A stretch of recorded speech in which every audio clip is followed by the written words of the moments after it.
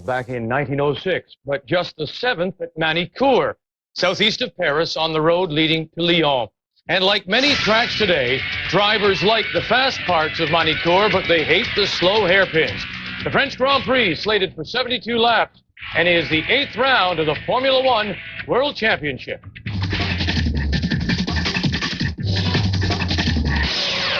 The circuit itself has a certain challenge.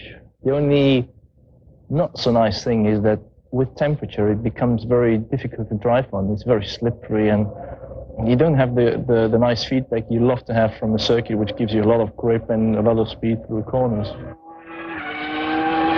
Difficult to overtake as there's a long straight, but before that long straight you have one of the high-speed corners, which doesn't allow you to drive close to the car in front of you. The cars are very similar in speed, and in this moment there's just no way of overtaking unless someone has done a mistake in this high-speed corner, or you are so much better because the car balance so much better, then it gives you a slight possibility into the Adelaide corner, which, if at all, you go there for an overtaking. Now, Jacques Villeneuve goes into France second in points behind Michael Schumacher. Montreal always means lots of attention for Villeneuve, and after his early crash, he didn't get the kind of attention he had hoped for. Now in France, it is more of the same. More loose lips from Villeneuve, and a new hair color had everyone talking heading into yesterday's qualifying.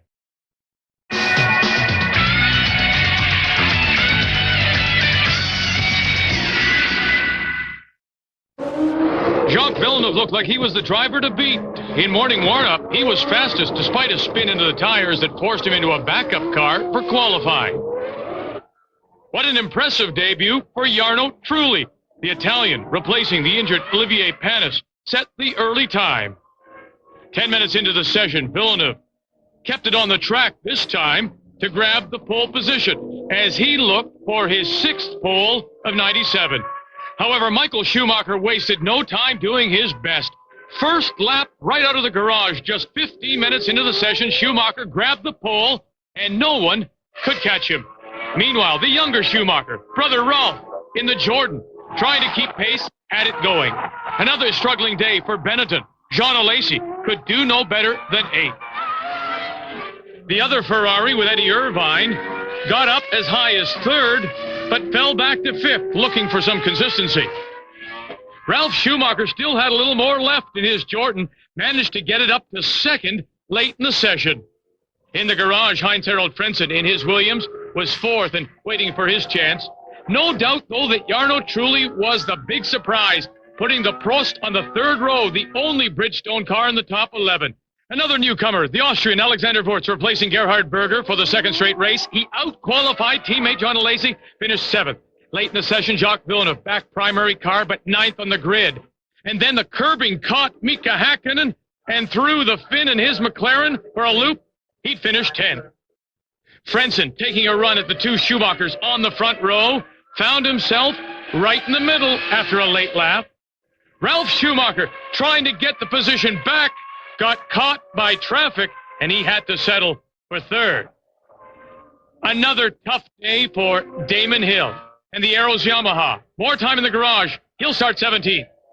And then Villeneuve, late, on the ragged edge, one last chance to catch Schumacher, and he'll light up the tires. Then he'll get wide coming out of the final turn. He'll start 4th. So for the 2nd straight race, Michael Schumacher will start on the pole, and he admits he's surprised by the Ferrari performance. We've been here testing last week, and we have been nowhere near what we showed today. Don't ask me why, I didn't understand it. I wasn't expecting anything like that. But for the 1 lap, the car seems to handle fairly well. But unfortunately, I expect some problems coming up to me for tomorrow. I have to say we were struggling this afternoon in qualifying for reasons we don't know yet. This morning it was pretty well.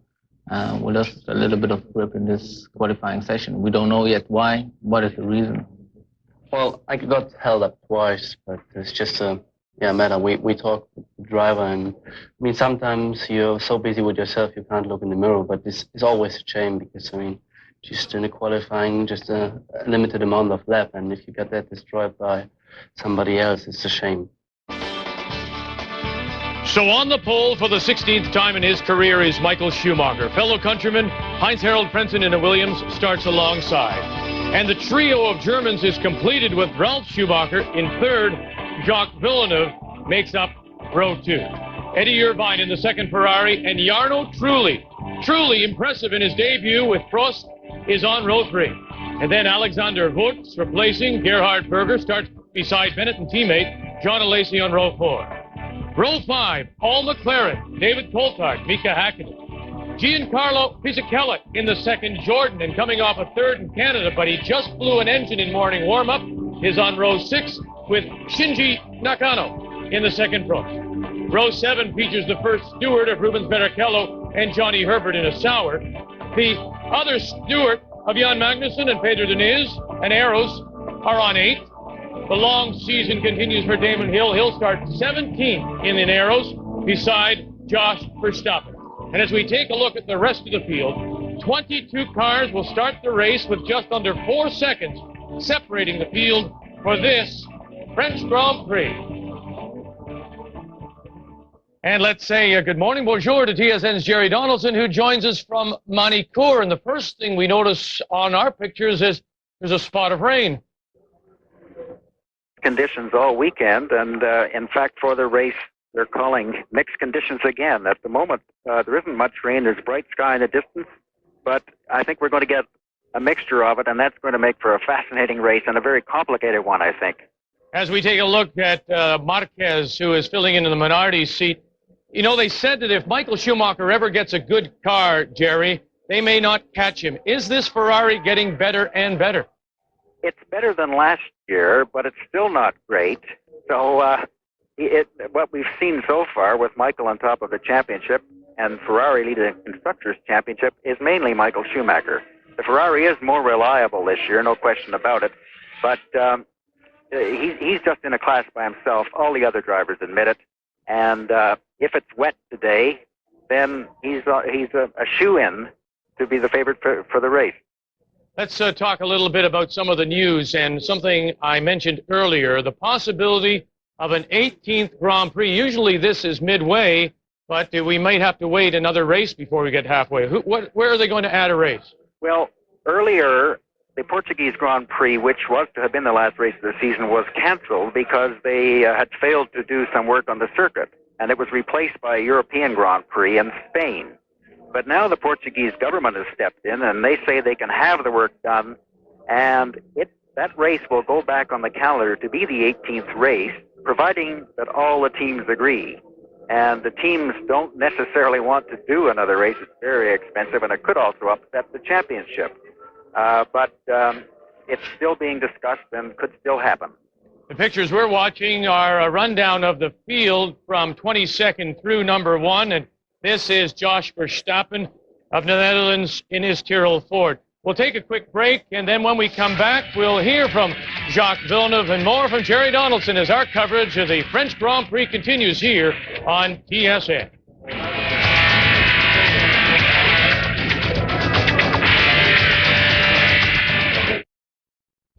No one's tougher on motor oil than Formula One drivers. The extreme stress and searing heat generated by their hard driving can break down an oil in no time. That's why the Williams Renault F1 team uses Castrol, the only leading 10W30 that provides maximum protection against both viscosity and thermal breakdown. Because some people have more important things to worry about. Castrol GTX. Drive hard. Now available Castrol Syntec Blend for added synthetic protection.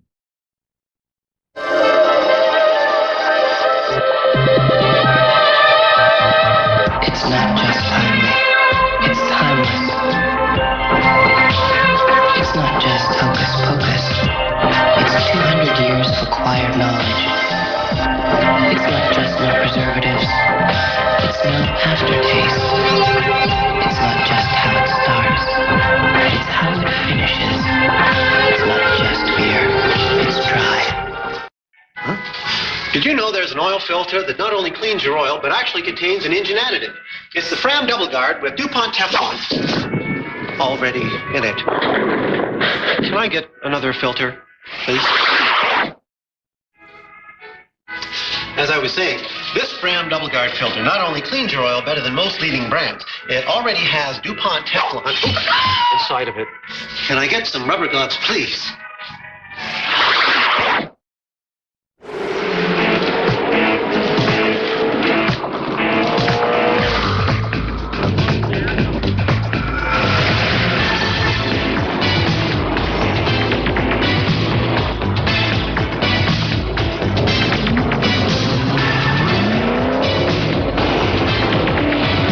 In racing, reliability is everything. Chrysler 5-star service to keep you running at the front.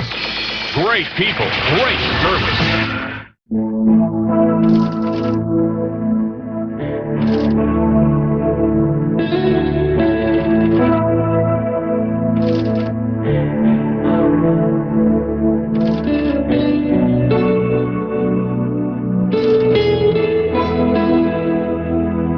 It's easy to use. Call from more places in the world with a savings plan that goes just about everywhere you do. Our calling card, the best card, period.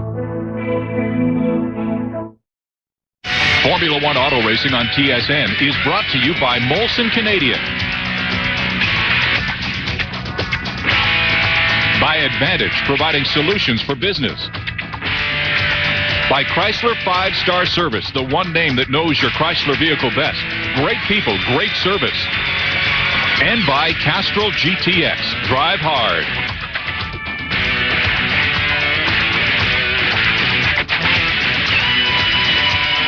Under that helmet, the brand new hair color, it is bleached white. Jacques Villeneuve, much like the rockabilly Idol. In fact, they've nicknamed him now the White Tornado. Jacques Villeneuve, ready in the garage. Now, 2 first-place finishes in the last 3 races for Michael Schumacher have moved the German into first place in the Drivers' Championship.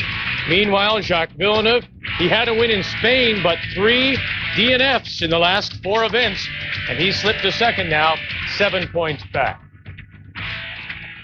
When Jacques Villeneuve talks, everyone in the Formula One world listens, and many don't like what they're hearing.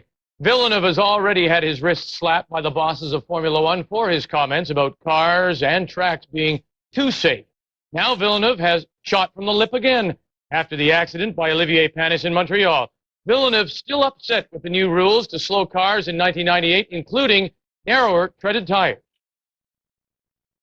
I think there's been a lot of holding back, definitely, because when you speak with the other drivers, all but 1 or 2 actually believe the same kind of thing. When it's time to say something, they're just harsh and quiet. Michael has started, saying stuff lately, but I think the biggest hurt to the drivers in general has been Damon's comment, because he's destroyed everything we said. That interview done last week at Silverstone prior to the hair color change. Now, you heard Jacques refer to Damon Hill, who so far seems to be one of the few drivers to say he likes the new regulations. However, David Coulthard says Villeneuve isn't alone. Well, there's obviously been a great deal of controversy over the regulation changes, and Jacques has obviously got himself involved in that and been the fall guy in voicing his opinion. But I think for my concern is that, sure, we have to be thoughtful of safety, and we have to make it so the sport is interesting to spectators, and we have to try and control it to make the cars as close as possible. But I think it has to be done step by step rather than a massive step back, which it would appear, certainly from Williams, who have been out testing with a car which is reduced in size and with the narrower tyres. It's going, I think, 8 to 10 seconds a lap slower than the modern cars, even with the same engine. So I think we need to, there'll probably be some small changes between what's happening now and the regulations for definite to reduce that. Jerry Donaldson joins us again, and Villeneuve keeps drawing attention, the new hair color aside, and it appears now is speaking for more than just himself when it comes to the new rules.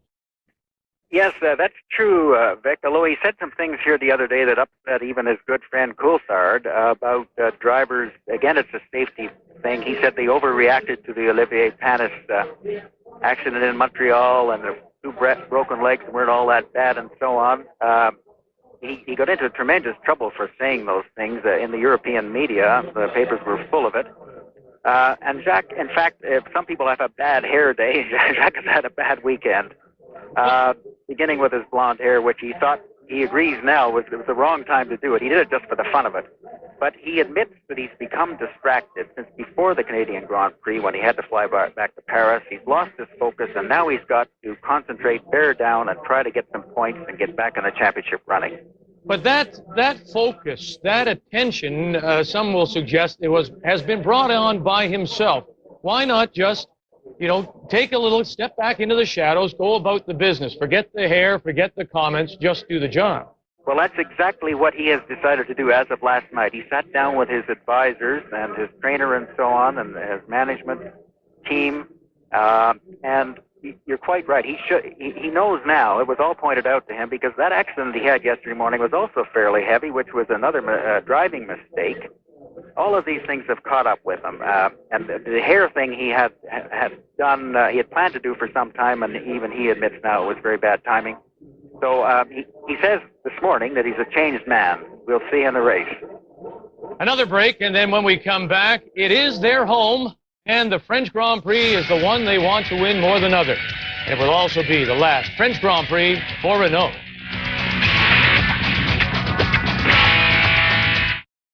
As Canada's auto parts store, Canadian Tire offers you even more. Like our Loan-A-Tool program. If you need an auto tool, just come to our auto parts counter, choose from a selection of specialized tools, and we'll loan you one at no charge. And there's more. You can also bring your brake drums and rotors to any Canadian Tire auto parts counter, and one of our staff will expertly machine them for you. It's convenient, and you know the job will be done right. Canadian Tire, Canada's auto parts store, made better. Just like an old friend, you can count on and trust. It's like smoking on sunshine, right over the rust. Treat it to trim clad. Give it from TSN. More people paint and protect more things with Trim Clad than with all of the rust paints combined. Look for 25% bonus aerosol and 20% bonus brush on in gloss white and gloss black where available.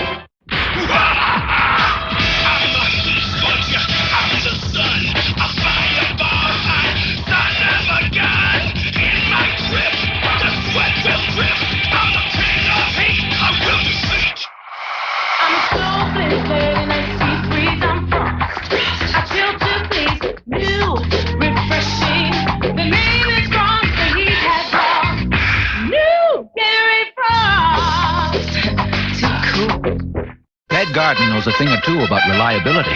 We've got to be able to go places other 4x4s can't. I've built up a fleet of these. When it comes to the job site, it comes to work, not to be worked on. I think they're bulletproof. When Ted needed the kind of Japanese quality he could trust for years to come, he turned to one of the world's largest vehicle makers, Suzuki. All you have to do is drive one. Check out the 97 Sidekick starting at just $16,095.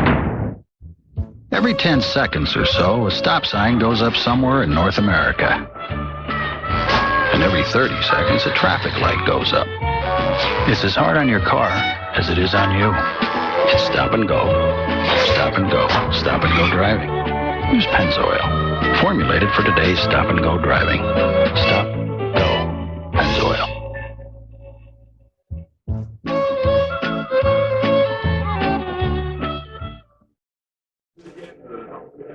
Michael Schumacher getting ready for today's French Grand Prix. He'll start on the pole trying to win 2 in a row. Now, as well as leading the Drivers' Championship, Ferrari is also the top of the Constructors' table. Williams is 8 points back with Benetton, and McLaren just 2 points apart in 3rd and 4th, respectively. Well, this will be their au revoir. The French manufacturer Renault is saying goodbye to Grand Prix racing at the end of this season, and this will be their final home Grand Prix, the French Grand Prix. 1997 is their 20th year in Formula One racing, and Renault has seen its share of victories. Alesi and Berger, I'm sure, will be coming through in 3rd and 4th places for Benetton to give Renault that 1st, 2nd, 3rd, 4th finish that they must have been praying for at their home track in France. They are true pioneers in the world of motorsport. Renault made the celebrated jump to Formula One in 1977. And during the past 20 years, the French company has employed some of the sport's brightest young racing minds and avid racing enthusiasts. To be good at this, you have to have a strong passion. And at Renault, they have passion. And they look for workers with passion for the sport. There can't be any weak links because the competition is very keen. They have to respect the competition and what they are capable of doing. With arguably the most impressive resume ever assembled in the history of Formula One racing, Renault's long-standing commitment to overall team excellence has earned them 2 decades of F1 success. To be ready for each race and to win each race, it is very difficult to combine all of these elements, but it is the job of a team that is well organized like ours. To be a great team, you need experience. That experience doesn't come in 2 years. It takes time to build a strong team. That is Renault's big advantage. They have a lot of racing experience. Since their prized win at the French Grand Prix in 1979, Renault has been on the cutting edge of technological advances in the field of motor racing.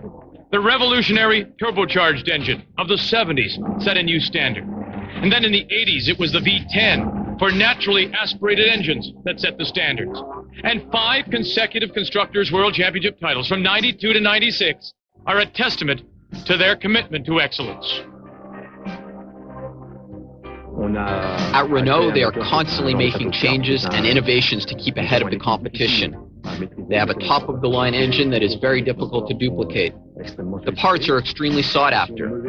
If you are good in every area, you win. Renault's motto is to be good in every area and very good in some areas. Therefore, it is constant research that allows them to be ever improving. Now on the eve of their withdrawal from F1, Renault has established an unmatched reputation for success on the Formula One stage. Time after time, Renault engineers and constructors have risen to the challenge, creating and innovating new techniques and demonstrating technological advances that have been the envy of the race world. Renault's technology is expensive, but when companies see that the cost is not as great as the benefits, then they will be more willing to seek out Renault for technological help. And that is what Renault is hoping will happen in the future.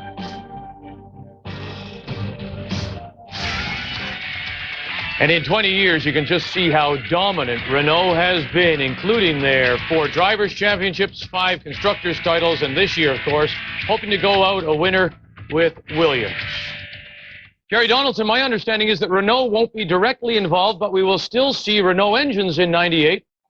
Yes, it's a company called Mechachrome Vic that will be handling the Renault engines next year. Jacques Villeneuve, if he stays at Williams, will still have one. In fact, even though this is Renault proper's last French Grand Prix, they haven't stopped developing because today the Benetton and Williams teams have brand new Renault engines in there, new evolution. Marvelous contraptions these engines are. They weigh less than 120 kilos. They rev to nearly 18,000 RPMs. So it would be fitting, I suppose, if a Renault engine won today, but then there are Ferrari and Mercedes-Benz and Peugeot engines all around them. 18,000 RPM. I'll be able to hear the whine from Manicourt all the way to Canada. We're nearly set to go in France. One more break, and then we'll take a quick look at more as we get you ready for the French Grand Prix.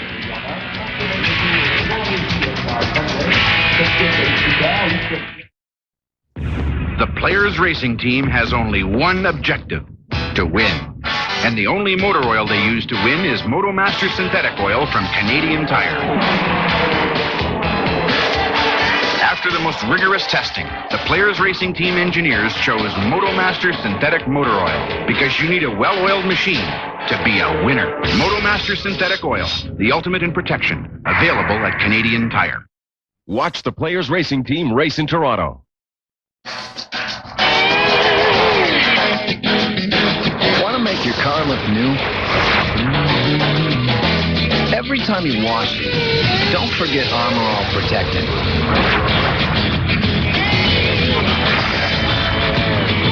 The dash, the tires, the trim. It's new car juice. It doesn't just shine, it protects. So your car doesn't just look new, it keeps looking new. Armor All. It's new car juice.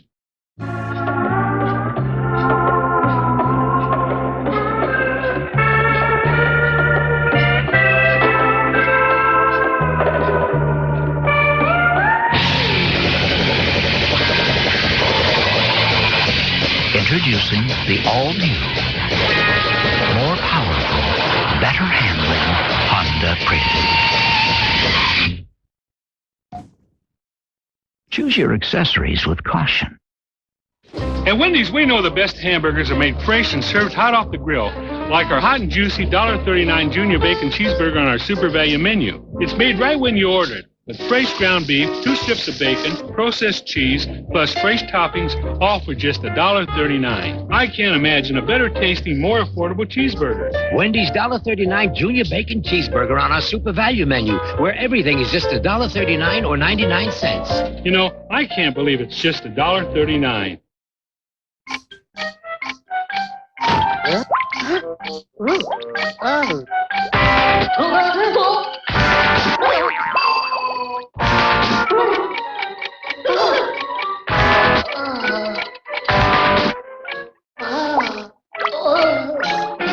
Tiger Shark, one ride and you just might lose track of time. For this great offer in the dealer nearest you, call 1-800-5T-SHARK.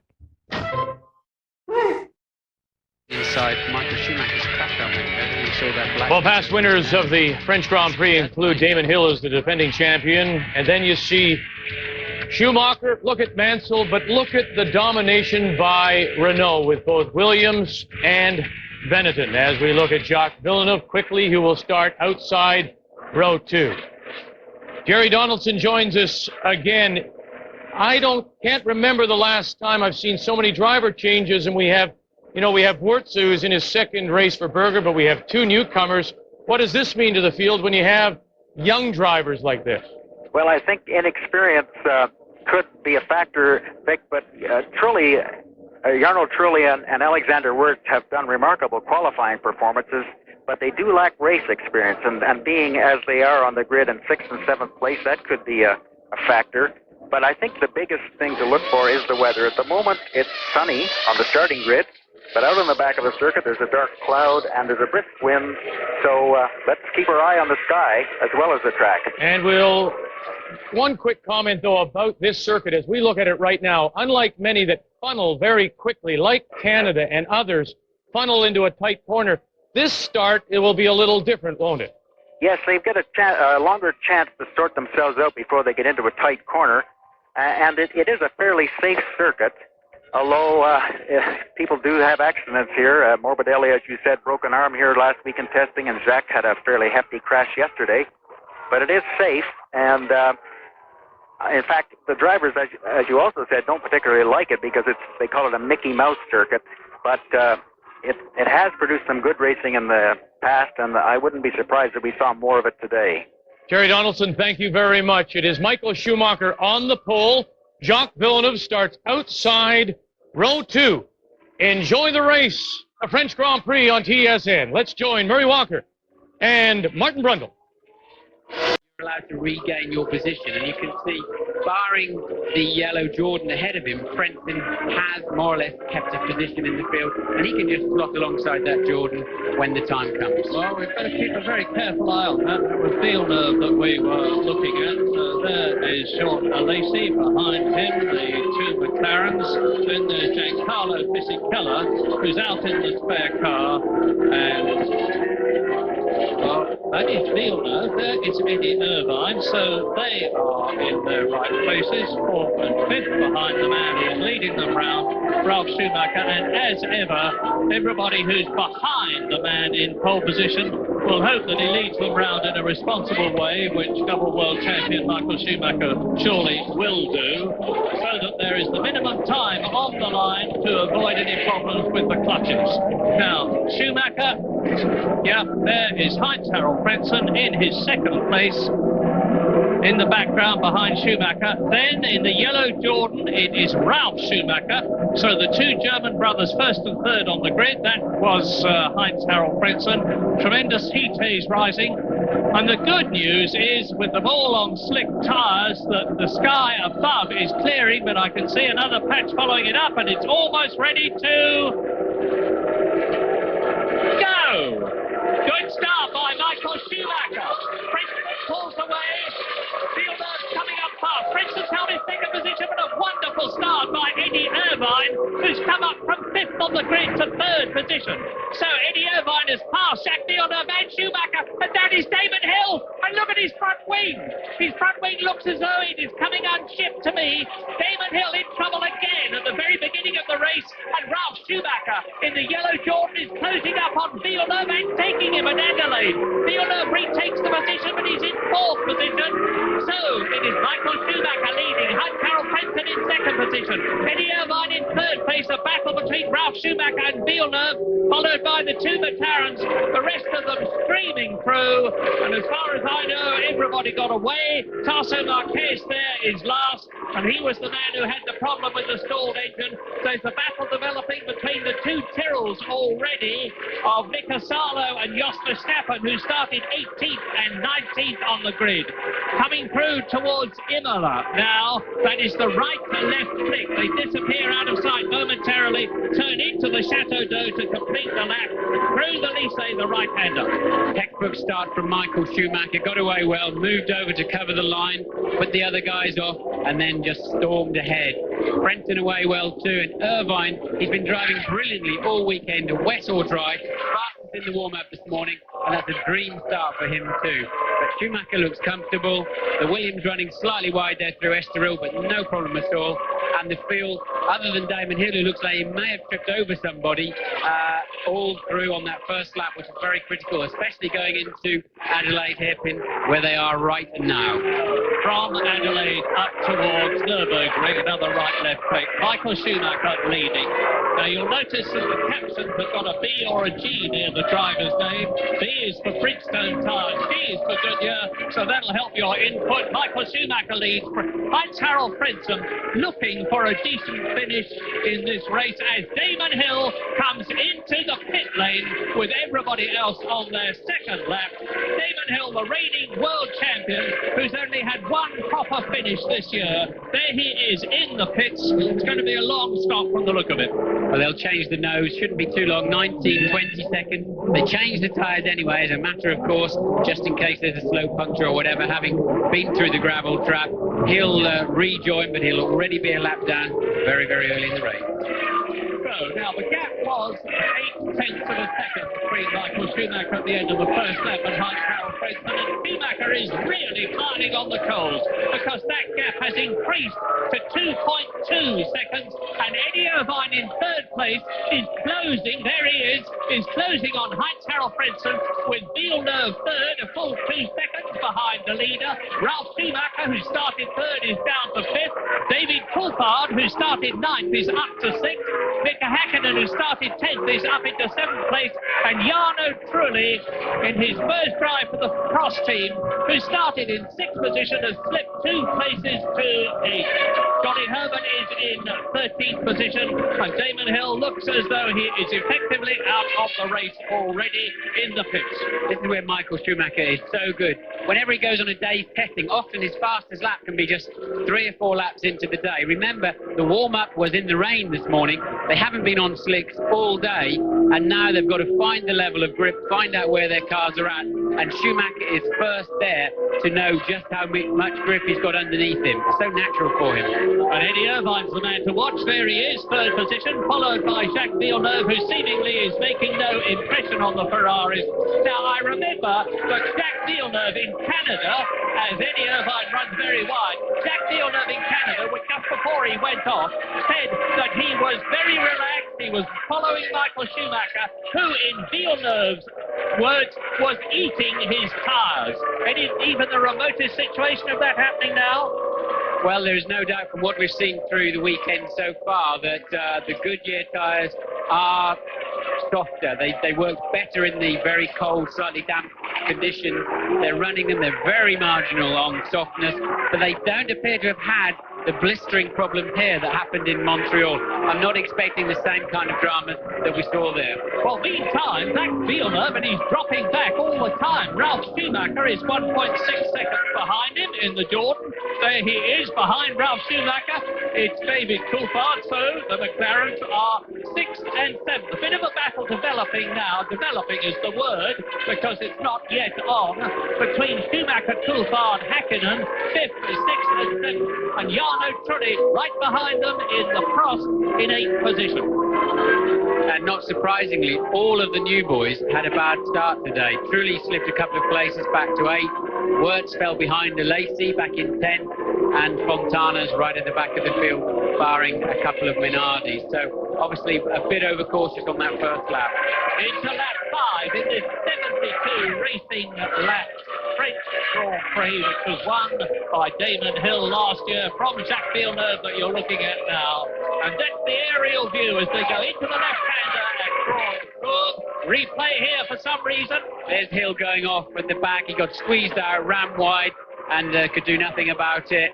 I don't know who actually was squeezing him, but it ended up with him doing a long run through the gravel trap. Broken nose support, do you think, Martin, or was it just the vibration of the gravel? No, for sure the nose was broken, but that would be on the way into the gravel trap. You know, the front of the cars run so low that the undulations in the gravel trap can easily break those off. Well, Michael Schumacher is making everybody look very old-fashioned at the present moment. His fastest lap, which was on lap 4, was 1 minute 18.5, and that compares with Villeneuve's fastest lap last year, 1:18.6. So on the 4th lap, with a comparatively heavy fuel load, we don't know how many stops they're going to be making, Michael Schumacher had already broken the lap record. And now as he goes into another lap, into lap 6, he is 4.1 seconds ahead of Heinz-Harald Frentzen. Now it's conceivable that the way that Schumacher is pulling away from Frentzen, who is closely pursued by Irvine and Villeneuve, is indicative of the fact that he might be making 2 stops rather than 1. Well, could be. Who knows? We'll have to wait and see. But I think it's his acrobatics and his confidence to push that car straight away. A car going past us very smokily outside the window. I didn't see which one it was. There it is now. Yeah, it's Tasso Marquez. His race, his first race of 1997. He drove for Minardi a couple of times last year. So Tasso Marquez out on lap 6. Yes, I don't know how they're going to recover that car. That's a very difficult position to recover that car from. A little barbecue going on there. They can put that out. It's just a little bit of oil. There's fairly major internal failure there, and some oil has made it through the cylinders into the exhaust pipe. It's not a major drama, but that is a difficult car to recover.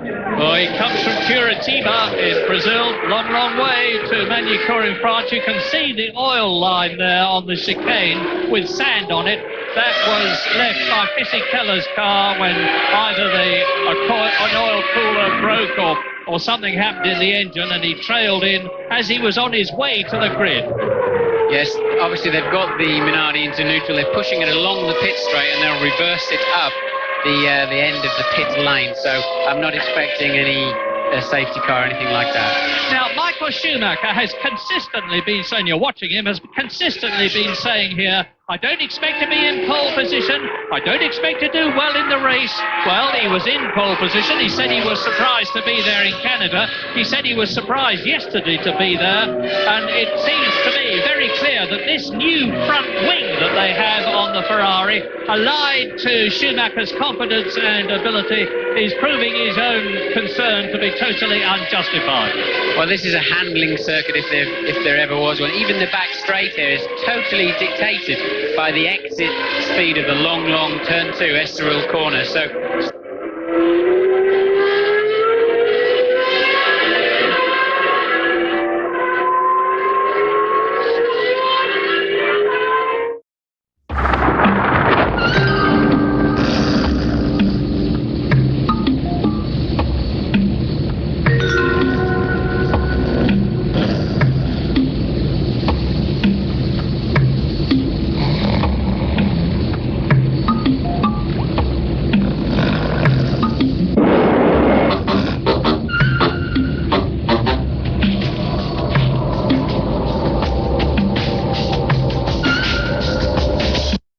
If your kids could call home right now, what would they say? Hi, Mom. Hi, Dad. Hi, Nikki. I love you, and don't even think of touching my hair. I'll be home soon. I've got lots of laundry. Love you both. Send money.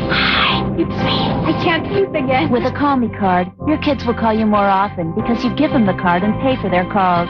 Give the card, get the calls. Bye.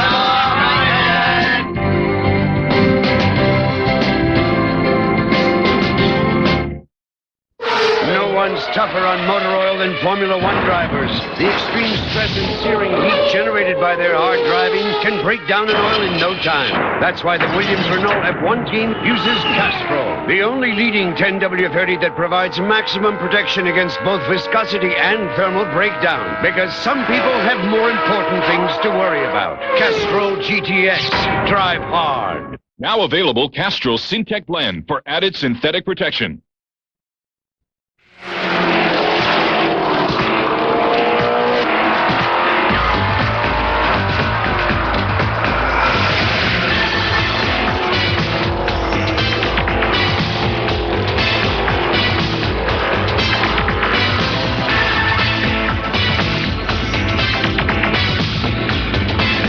Whether you're going flat out or in and out, rely on Chrysler 5-star service. Great people, great service. No way of driving it out of there. As the Imola chicane, lost it on the way in. The circuit cambers away from you. You're unsighted as you turn in. You turn in with blind faith and confidence, and he went in too deep. That is the second retirement in the French Grand Prix. 22 started because everybody who was trying to qualify did so as we rejoin John Alesi chasing the remaining cross. That's Alviano Trulli, who is in 8th position. Behind Alesi, just 0.8 of a second behind him, is Alexander Wurz in the Benetton.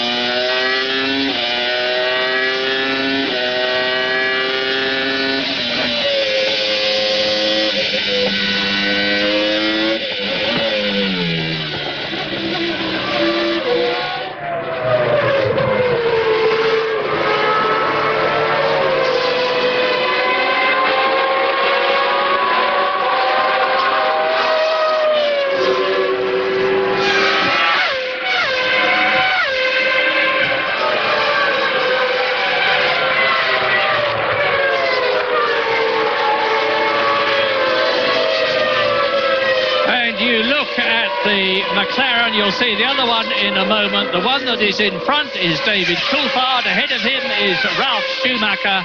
And there is the Benetton trio. Pat Simmons in the middle is the technical director. And the man who is leading the race is still Michael Schumacher as we look at his teammate Eddie Irvine in 3rd position. Now, interestingly, it seems to me that Jacques Villeneuve is just not able to do anything at all about the Ferrari in front of him, his teammate Heinz-Harald Frentzen, who's second in front of him, let alone Michael Schumacher, who is 6.5 seconds ahead of Frentzen. Well, it's rather strange because Villeneuve looked so fast on Saturday morning before he threw the car into the wall quite heavily, and he doesn't seem to have recovered from then. He's taken a bit of flack this weekend by criticising the drivers and saying they had crocodile tears for not saying that they really weren't that bothered about Olivier Panis. That is not correct, and I think he now knows that. The other drivers are pretty unhappy about that.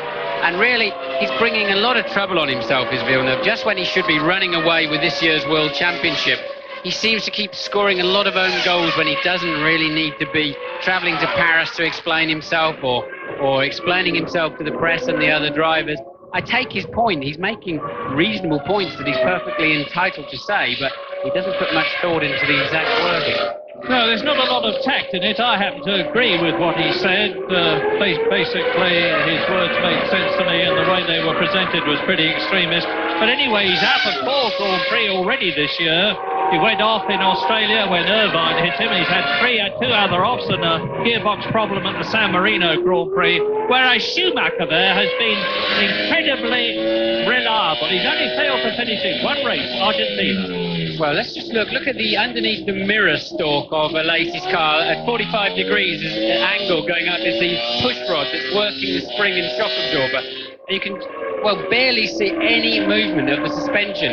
Next time we see that shot, try and find that and understand that it's just millimeters, which is the total movement of the suspension of these cars. But yes, meanwhile, Michael Schumacher turns up at all the press conferences saying, well, really, I didn't expect this, and it's, much easier. There it is again, look. Underneath the mirror stalk, the push rod, you can see a tiny, tiny amount of movement. But so Schumacher's beginning to play his mind games on Villeneuve. Terrific scrap you're watching now, because it's Jarno Trulli in 8th place, pursued by Jean Alesi, who we're with now, and right behind him is his teammate, Alexander Wurz. So Alesi's got ahead of Wurz, who preceded him on the starting grid, but the Austrian is absolutely with him, holding on, back again with Jean Alesi. Trulli turns in right, keeps swinging right, and now we are approaching the Imola turn as they go left here. They're doing about 165 miles an hour. Turn into the right-hander, back off down to about 115, accelerate away, down into second gear for the 60-mile-an-hour Chateau d'Eau, where with Jean Alesi, ahead of us is Jarno Trulli. He's resisting the pressure extremely well. Yes, he is, and Alesi's not going to be happy with Wurz giving him such a hard time in only his second Grand Prix. It's not looking good for him, not saying volumes for Alesi or Berger in that respect, and a lot of people are questioning, really is the Benetton that bad that as it's shown up this season. Anyway, Alesi on his way, but 9th and 10th for the two Benetton Renaults here at the French Grand Prix. David Coulthard is in 6th position. Johnny Herbert is in 12th place. Damon Hill is in 20th position. And there is Pedro Diniz and Jos Verstappen clashing at the Adelaide hairpin to Pedro Diniz's very much disadvantage. And Michael Schumacher leads, where on lap 13 he's going faster and faster. He's just done another record lap, 1 minute 18.198. And it's getting closer all the time to the all-time lap record of Nigel Mansell in 1992. 1 minute 17.07 with a 3.5-litre engine, active suspension, and all the sophisticated gizmos. Coming in for I think it's Pedro Diniz, he's coming in after going off at Adelaide. And on lap 14 in this 72-lap race, as you watch Diniz, Schumacher leads Frentzen by 7 seconds.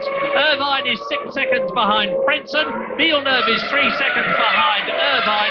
Schumacher is 8.5 seconds behind Villeneuve. And in 6th position, David Coulthard is right with Ralf Schumacher. Yes, Diniz made a very half-hearted attempt there to pass the Tyrrell.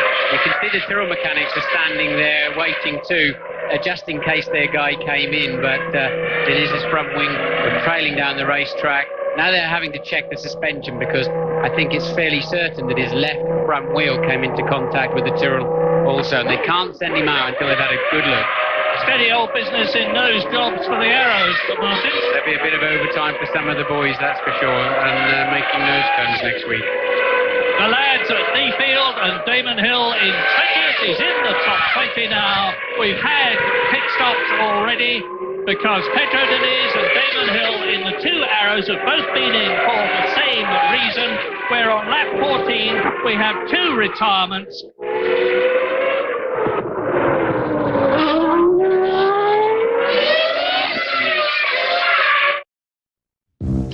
When your shock absorbers are worn, your tires can lose contact with the road. Sooner or later, you could really lose control. So go to your Monroe Ride Expert Center. Buy 3 Monroe Sensitrack shocks, and we'll give the 4th one free. Buy 3, get the 4th one free. Monroe Sensitrack shocks, because when it comes down to it, safety is a contact sport. Call 1-888-SAFER-RIDE for a Monroe Ride Expert Center near you. Oh, for... You know, if you don't take care of your car, you won't be seeing too much of summer. So get to Midas first. Right now, they'll give your car a lube oil and filter, inspect the cooling system, check all fluids, rotate your tires, set tire pressure, and check all lights, hoses, and belts. All for just $34.95. Plus, you'll get a free written inspection of your brakes. It's the way it should be. Midas. I think it's clearing up. Some athletic shoes will actually increase your performance. Brooks is one of those shoes. Some manufacturers use leading-edge technology. Brooks is one of those companies. And some companies have athletes endorse their products. Brooks is one of those companies. Of course, we don't pay them much. Brooks, for the everyday athlete.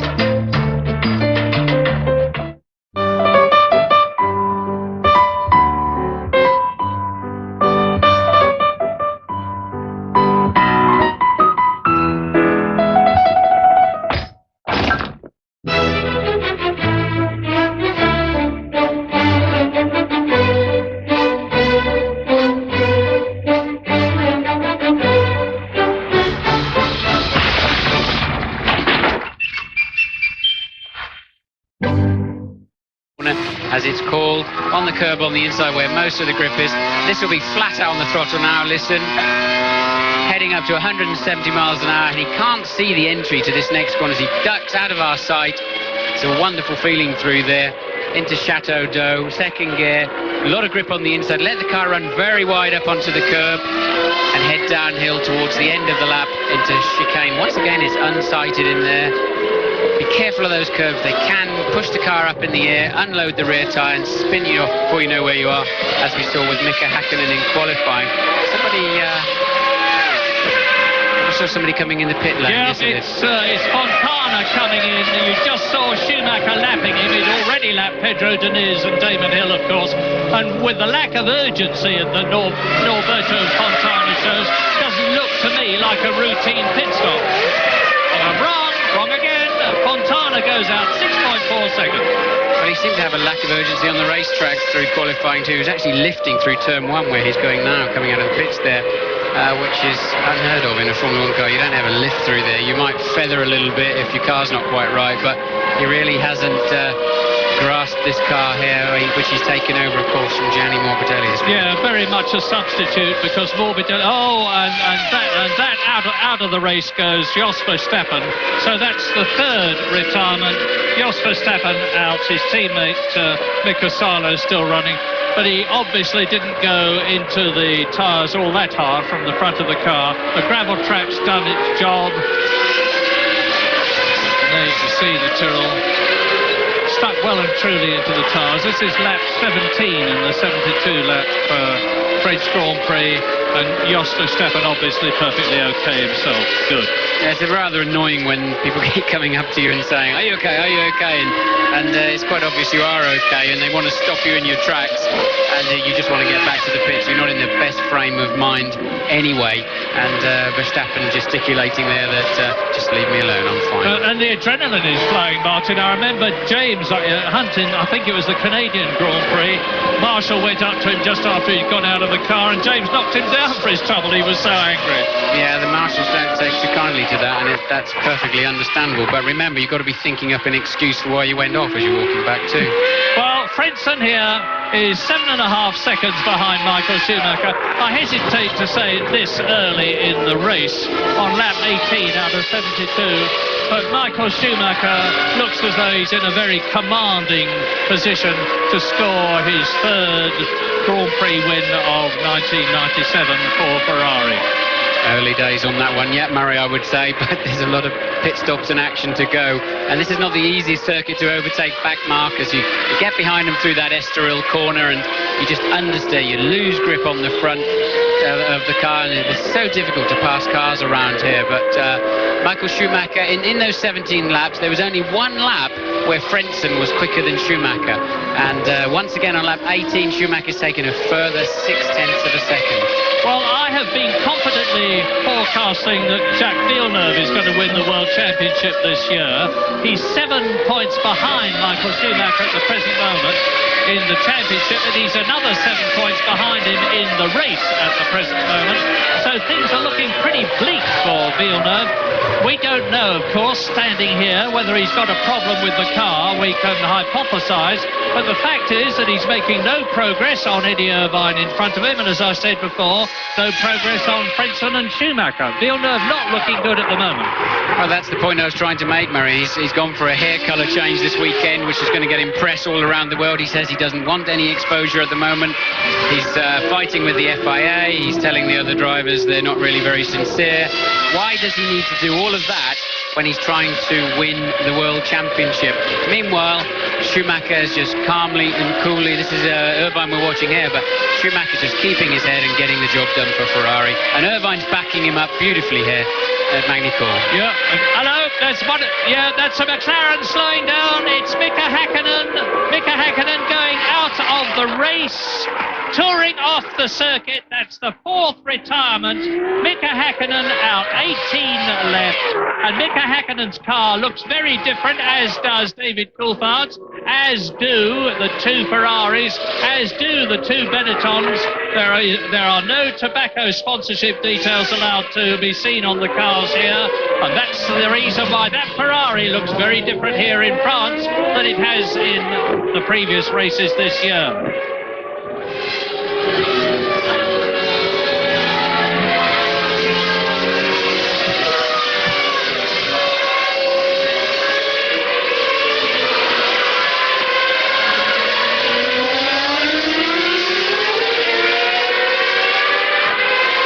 Lap 20 out of 72, coming up towards 1/3 distance, and the first tyre stops. We're expecting most of the drivers to make 2 stops in this race, in which case they should be coming in round about lap 24, 4 laps from now, as Michael Schumacher comes up behind Mika Salo in the 15th position. Schumacher has already, of course, gone ahead of the 2 retirement cars, the 3 retirement cars, and Damon Hill, and Pedro Diniz, and Fontana, and Katayama, and Häkkinen, who has retired and is now up with Mika Salo. See what I mean about passing the traffic, Murray? Schumacher lost 0.6 of a second on that last lap, and he hasn't even passed Salo yet. Now he's in the slipstream, he'll nail him under braking, but the damage is already done. He's had to follow Salo through that very critical, very long Estoril corner. Yeah, and then Heinz-Harald Frentzen is going to have the same problem. Schumacher is famous at his ability of threading his way through traffic. It's a problem, of course, that all the lead drivers have as they come up one at a time on the people they're going to lap.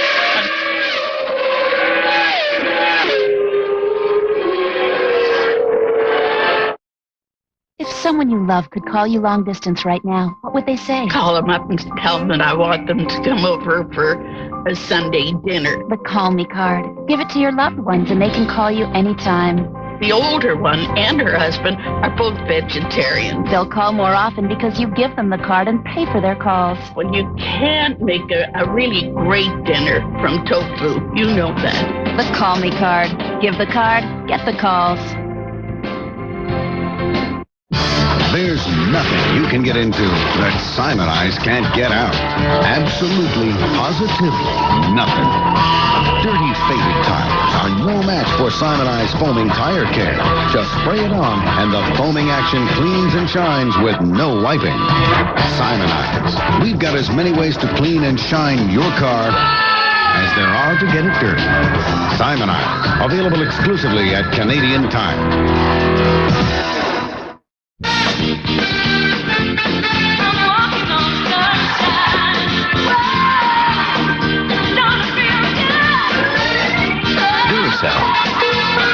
You can top the copper top.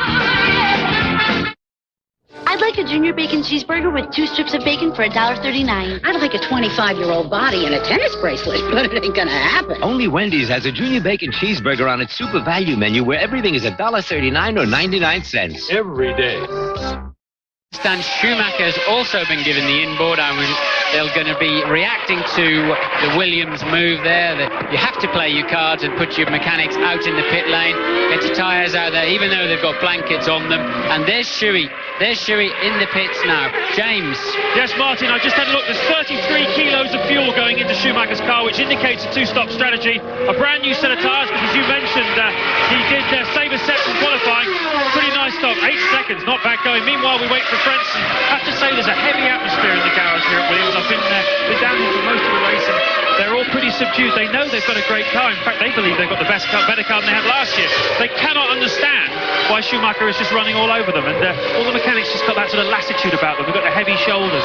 They're waiting for the stop, and I don't know what they think they're going to get for the rest of the race, but they certainly want something from these two drivers. Well, as they say, the most important part of the car is the nut that holds the steering wheel, and Michael Schumacher's that nut that's leading this afternoon and doing a great job with it. He's only just behind Eddie Irvine now, having made his stop already.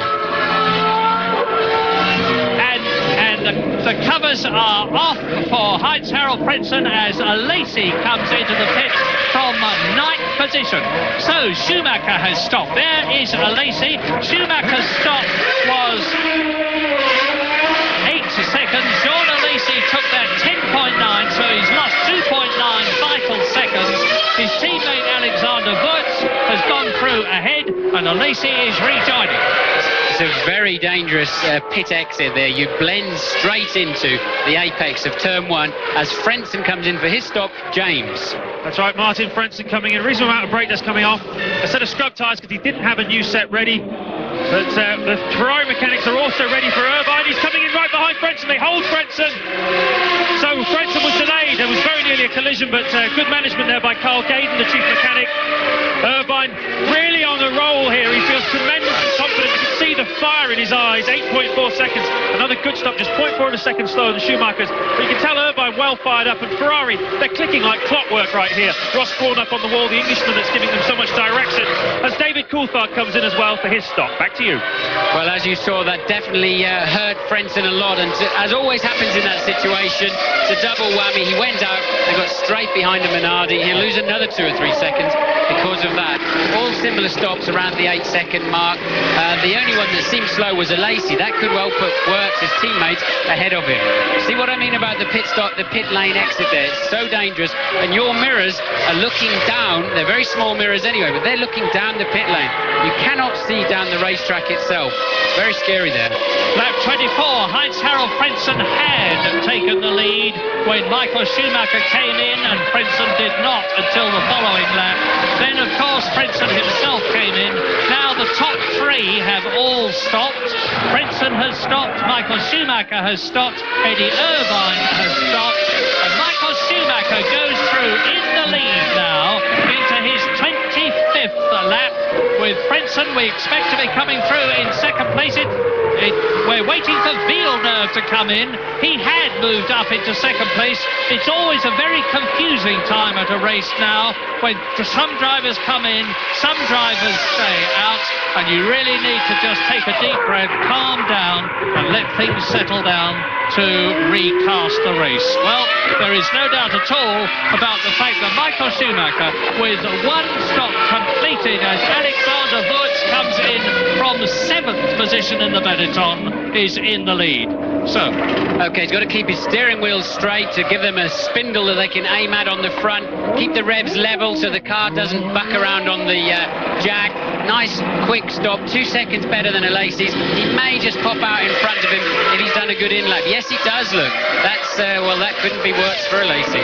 Perfect example of how a Formula One race is not just about the drivers, is not just about the cars, is not just about the mechanics and the teamwork. It's about everything put together, and that is total teamwork. And Alexander Wurz has benefited. His stop 2.5 seconds faster than Jean Lacey as Michael Schumacher goes through to complete yet another lap. Jacques Villeneuve is coming in from 2nd in the race. Here he is. And I see Frentzen going past now. It was 10.75 seconds by the time that Frentzen got out after being held. Now I see Irvine going past as well, so Villeneuve dropping back down the field. 8.3 seconds. Incidentally, Patrick Head, the technical director of the team, came down off the wall to have a word with Carl Gaydon, the chief mechanic, just to say, are you sure you were right there to hold Frentzen? You should have let him go. It was very, very close at the end of the day. I think that Carl Gaydon was right in holding him, but in those things, he lost himself 2.5 seconds, and that's really put him in a bad frame relative to Schumacher. Well, Jacques Villeneuve Villeneuve has joined just ahead of Jarno Trulli, who is in 5th position as you watch Ralf Schumacher. And back again to his brother, the leader on lap 26. His lead now, which has progressively gone up from about a second on lap 1, is 13.2 seconds over Jacques Villeneuve. That will have been affected by the pit stop, of course, and we're on lap 26. Schumacher straight back on it again after the pit stop. The car feels significantly different now. Even just that 30-odd kilos of gas makes the car handle slightly differently, but the new tyres give you extra grip, and Schumacher goes and finds it straight away, burying the car in the low 18s. And that's where he keeps edging ahead of these people and puts himself just out of reach of them. Now he's got a 15-second lead. And I'm watching Jarno Trulli. We're still waiting to see whether anybody's going to be brave enough to go through on one stop. We're on lap 27 now. The top 5 have all stopped. Jarno Trulli, who's in 6th position, has not stopped, and nor has Fishy Keller, who's in 7th place behind him. David Coulthard has, Alexander Wurz has, Sean Lacey has. Johnny Herbert has not yet stopped. Jan Magnussen has not yet stopped. But here is race leader Michael Schumacher, cool, calm and collected as ever in the V10 Ferrari. Well, the only guy who may be one stopping is Trulli with the Bridgestone shod Prost, Mugen Honda. He's up to 5th place. He could come in yet to make a long first stint, but I don't see anybody else that's gone for one stop at the moment. Johnny Herbert back there in 11th place. He hasn't stopped either, actually. Now, it's quite incredible how closely the teams match each other on pit stops. Remember, they are different cars, different mechanics, different types of drill, but only one stop has differed a lot from the others, and that was of Jean Alesi, 2.5 seconds slower than his teammate, nearly 3 seconds slower than Michael Schumacher, and it takes a lot of driving to make up 3 seconds on the track. Frentzen now is back in 2nd position. Eddie Irvine is back in 3rd position. So the places now are as they were before the first pit stop, except that Michael Schumacher has increased his lead over Frentzen to 15.5 seconds.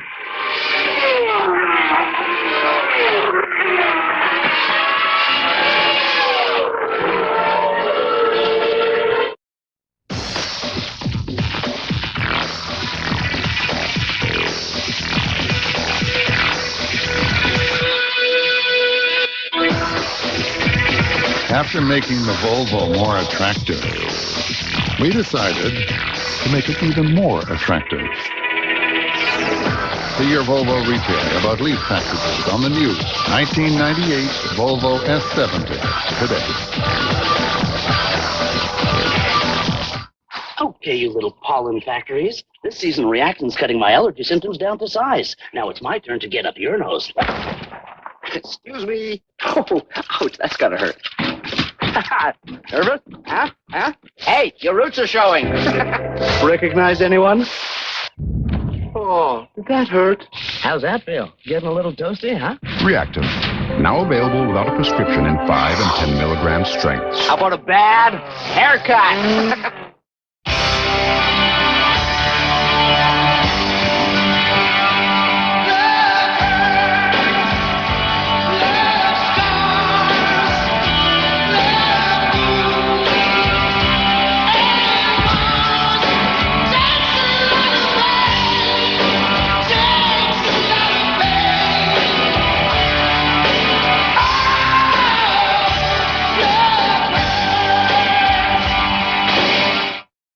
Leanne McCarthy knows a thing or two about dependability. I bought it fresh out of school, and I've done 130,000 kilometers in this thing with no major repairs. Been there, done that, got the bumper sticker. I love my Suzuki, come rain or shine. See the world in a Suzuki. When Leanne wanted Japanese quality at a great price, she turned to one of the world's largest vehicle makers, Suzuki. All you have to do is drive one. Pick up a 97 Sidekick starting at just $16,095. Of course, because you can see that Irvine now is up behind Ukyo Katayama. Irvine in third position. Ukyo Katayama, the Japanese driver who's gone right off the boil this year, is in 15th place in the Hart-powered Minardi. As you look down at Irvine coming up towards Imola, the right-left flick, then on to the Chateau d'Eau. And the Chateau d'Eau is the second gear, 60 mile an hour right-hander, which then leads into the straight, which drops down to the final chicane, and Lissé, the right-hander. I think you're even faster than Schumacher there, Murray, because he's a few corners behind you, but he did have an awful lot of spectators, an awful lot of back markers in front of him, and he's got a bit of work to do in these next few laps. He's fairly indecisive. He takes no, decisive, I should say, takes absolutely no prisoners at all when he comes up to the back markers, but it's a crucial moment in the race. Well, here is Fisichella, pursued by David Coulthard. They are 7th and 8th. Ferrari leads, Williams 2nd. Ferrari in 3rd position, Eddie Irvine. Williams is 4th with Villeneuve. Prost is 5th with Trulli. 6th is the Jordan of Schumacher. And here is the battle between the Jordan of Fisichella in 7th place, David Coulthard in 8th position. It's about 7/10 of a second in terms of time. You can see what it is in terms of distance. And Fisichella, I remind you, is the man who finished 3rd in Canada, who only qualified 11th for this French Grand Prix, then had his engine blow up or some problem on the outlap to the grid. So he's in the spare car doing comparatively well. Truly making his stop there in the Prost. Prost looking very concerned. This is a really crucial pit stop for Trulli. I'm not sure he'll be able to stretch it on just one stop. It's really a bit of an early stop for a one-stopper. It's going to leave him a long stint, and it's a short stop, so he didn't put that much fuel in. Fastest stop we've had, 7.6 seconds. That's 0.4 of a second faster than Ralf Schumacher's time. Trulli came in 5th position. I'm just looking to see who it is that's following him. It's Johnny Herbert that's following him. So Trulli appears to have lost about 3 or 4 places as a result of that pit stop, because Johnny Herbert is in 11th place. That means to say that Wurz and Lacey have both got past the Blue Cross bar. Well, the Jordans have obviously chosen to send Fisichella on a one-stopper, and as you see, the Magnussen, Stewart Ford in the pits. Fisichella on a one-stopper and Ralf Schumacher on a two-stopper. That makes an awful lot of sense. Fisichella was back in the pack. Even if he had a lightweight car, he wasn't going to be able to make use of that because he had a lot of cars in front of him. So he's clearly going to one stop. He's up there in 7th place at the moment. But I don't think it's going to achieve much today because the tyres take a pounding around here. As we've said before, it's all corners and you need the mechanical grip of those tyres. And it's worth coming in what is a very short pit lane and a very fast exit. So it's not such a penalty here to make that stop as at some circuits. Schumacher way out in front, 15.5 seconds in front of Princeton, with Irvine 3rd, Villeneuve 4th, Ralf Schumacher 5th, and Giancarlo Fisichella lost 6 to David Coulthard.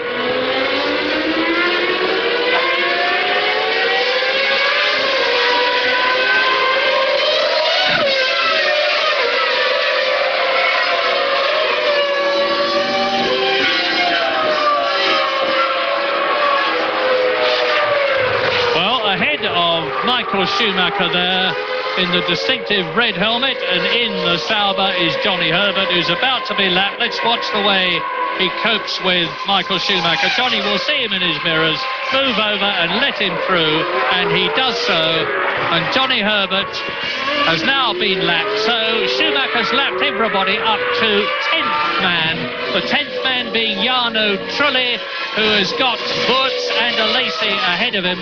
And Alexander Wurz, who started ahead of Alesi on the grid and then dropped back behind his team leader, has passed him as a result of a better pit stop. He's in 8th position. And now I can tell you, as I look up, and I'm doing it all the time, You can see blue skies up above you there momentarily while you were looking at Schumacher. I can tell you that there's an enormous black cloud over me at the moment, and it may well decide to deposit its contents on the Magny-Cours circuit about halfway through the race. We're on lap 32 now, out of 72, so lap 36 is half distance. And of course, if this circuit does get wet, it's going to absolutely transform the race. Princeton in second position. Yes, a sprinkling of rain would give us quite a bit of fun, surely, I think. I remember driving in 2 or 3 Grand Prix here at least, and we've only been racing here since 91, I believe, where it sprinkled with rain sometime through the event and sometime during the Grand Prix. So it's not that strange here. I don't know what it is, just the time of the year, I guess. Lap 34. Princeton absolutely on his own, 13.5 seconds behind Schumacher, nearly 15 seconds ahead of Irvine.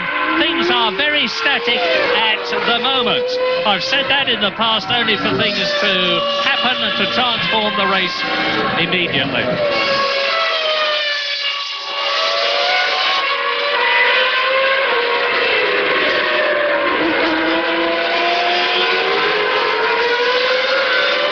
Lap 34 at Magny-Cours, and you watch Heinz-Harald Frentzen in second place in the Williams, 13 seconds behind Michael Schumacher, 15 seconds ahead of Schumacher's teammate Eddie Irvine, and I look out of the window up at the sky, and I can tell you that there is a big, big black cloud overhead. There it is, you can see it, and it's ever likely to deposit its contents on the Magny-Cours circuit, and if it does so, and the locals to whom I was talking before the race began said for sure there is going to be rain during the race. If it does come down, it's going to transform things. And this is an outrageously slippery circuit in the rain. I don't know why. It's obviously the texture of the surface, and there is a sort of a wet line where they'll run much wider around the corner to get on the less used tarmac. Tends to be a bit sharper, a bit more abrasive, gives you a little bit more grip, but it is outrageously slippery here in the rain. Here are the retirements. Mika Häkkinen is out and has been for some time. Jos Verstappen went off the circuit. Shinji Nakano has retired, and so has Tasso Marquez in the Arrows. So 4 retirements, 18 left, and it may well be 5 retirements. Indeed it is. Jan Magnussen, who is having an absolutely dreadful season with the Stewart team. It's his first season in Formula One. That's the 5th race out of 8 that he's failed to finish in. 7th at Monaco is his best performance, and Michael Schumacher is now into lap 36, which is the half-distance lap for the French Grand Prix. Is it going to rain? You can see that sort of glistening effect on the track surface as in comes the Sauber of Tommy Herbert. Oh no, it's Fontana. It's Fontana, I apologise. Well, he's keeping going. He's 2 laps down already on lap 36. That is not a nice way to treat a brand new set of slicks. If you treat them like that, they're not going to treat you at all well. And the surface heat, can you imagine the surface heat? Eddie Irvine lapping Fontana there. The surface temperature of those tyres whizzes up as you put 700 horsepower through them and the car's barely moving along. And that was an indication of the difference in quality between a top driver and a not-so-good one. The way Eddie Irvine absolutely rocketed past Fontana. We're at half distance now. That's Mika Salo. There is Eddie Jordan, looking at his own team man, Fisichella, who's in 7th place. So Ralf Schumacher is 5th in the top Jordan. Fisichella was in 7th position, but will have lost his place to Wurz and possibly Alesi as well, as Schumacher comes through. Yes, there was a slightly longer stop there for Fisichella, remembering he's got to put more fuel on board. He's on a 1-stop strategy. Michael Schumacher's doing a new lap record as that happens, but Fisichella in good shape there, really. That slightly longer stop to remember the fuel flow is restricted. And Louise Goodman has found Mika Häkkinen.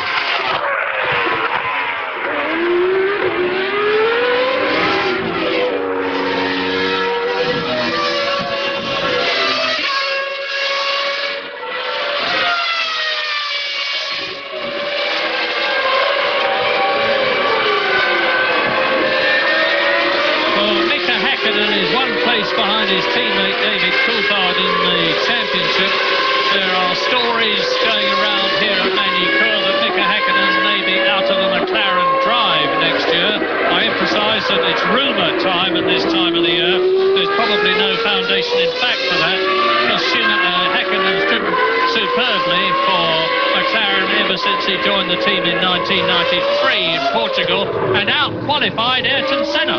So, through to complete another lap goes the Ferrari of Michael Schumacher, who has again broken the lap record. This is the first lap in under 1 minute 18 seconds in this race, and it's only 0.8 of a second off Nigel Mansell's all-time lap record in the 3.5-litre Renault. And let me tell you why Shuey's pushing so hard. Through that traffic, Frentzen closed the gap on him by 3 or 4 seconds, and Schumacher is now saying, OK, let me just show you what I've got in the bag. And while Frentzen's got to negotiate that traffic for himself, Shuey is putting in some stormers.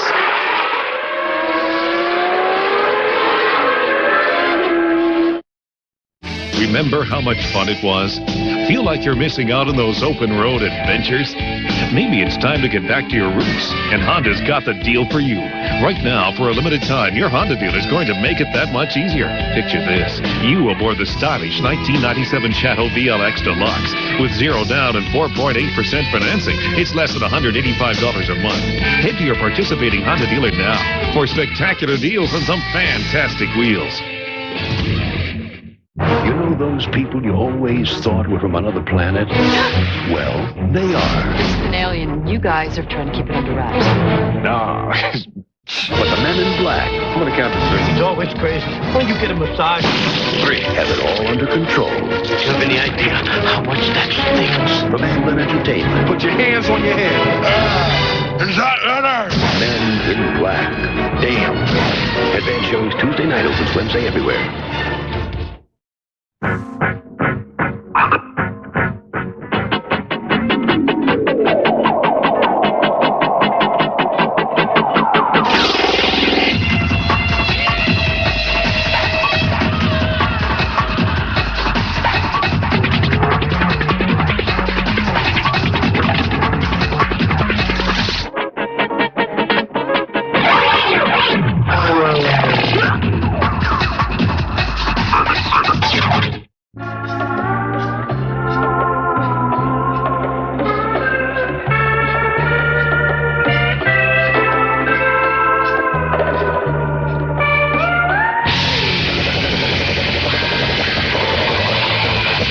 Introducing the all-new, more powerful, better handling Honda Print.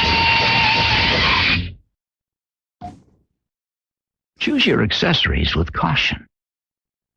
Cut his teeth on Formula One by testing for the Benetton team. You're looking at him now on lap 40 with Michael. The skies are getting blacker and blacker. Michael Schumacher is 20 seconds now ahead of Frentzen. So just since Martin and I were talking about the gap, he's increased it by some 4 seconds, 5 seconds now, because it's 21 seconds. Schumacher's last lap as Frentzen deals with the traffic, and Johnny Herbert comes into the pits from 11th position for his first pit stop. Yes, he's the last one to pit, and I don't think it's done him any good, really. His lap time's been back in the 21s, while the lead has been doing late 17s and early 18s, and I don't see what it's achieved. It's not been a great weekend for Johnny in the Sauber team. Nodding his head at something. We can only have a guess at what. So, is it going to be another victory for Michael Schumacher? If it is, it will be very well deserved. It is 92nd Grand Prix. Out of the Lycée, over the start and finish grid, down to the Grand Cours, the left-hander at about 160 miles an hour. Just remorselessly building up his lead over Heinz-Harald Frentzen, and there is the spin of the arrows. Pedro Diniz, and he is down in 14th position. He's still ahead of his teammate Damon Hill, who he also qualified ahead of. Slow motion action here from Frentzen's car. don't think there's anything dramatically happening. I think it's just one of those moody shots they like to show us from time to time, but didn't see too much thrill there. Anyway, Michael Schumacher pushing on hard as ever, too hard. Locked his left front tyre, going into the 180. No particular dramas. It just shows you how hard he's pushing. He wants to increase that gap. He knows, he's seen the sky. He knows there'll be some pit stops to come, and he also knows that if he can get a gap of 20-odd seconds or more, he'll be able to pit for wets and still come out in front of Frentzen in second place. He's on a mission. In again, and there is some major problem. Well, they're putting a new nose on the car. That should take about 20 seconds. This is one of the things that the teams drill for all the time. You saw the mechanics lift up the front of the car, comparatively light, of course, with the engine at the back. He stalled the engine. He stalled the engine. He's got his finger up. That's the normal way to say turn it over, turn the engine, start the engine, I'm ready. But the race remorselessly goes on, and it seems like an eternity while you're sitting there. And usually there's nobody else to blame but yourself. But that, of course, wasn't the case when David Coulthard stalled the car in Montreal and lost the race. That was a sensor problem on the clutch, apparently. Very much the new boy, Norberto Fontana, his first Grand Prix, diminutive stature. He's about the same size as Johnny Herbert and Sean Alesi. Good size for a Grand Prix driver, but he needs a lot more experience and determination. The Sauber team were moderately reluctant to put him in the cockpit. They felt they had no alternative after Morbidelli had broken his arm, because Fontana knew the team as test driver, knew the car. It was worth taking the gamble with Johnny Herbert as the lead driver. And you're watching Schumacher, Ralf Schumacher now, with David Coulthard behind him, Alexander Wurz behind him. They are battling for 5th position as Rubens Barrichello's Stuart Ford is removed from the track. So, the battle for 5th position. Ralf Schumacher, David Coulthard, Alexander Wurz, and behind them, Jarno Trulli is still on the same lap. Michael Schumacher in the lead on lap 43 by 22 seconds, has lapped everybody up to Jarno Trulli, who's in 9th place. This is the big battle on the circuit. There is Sean Alesi.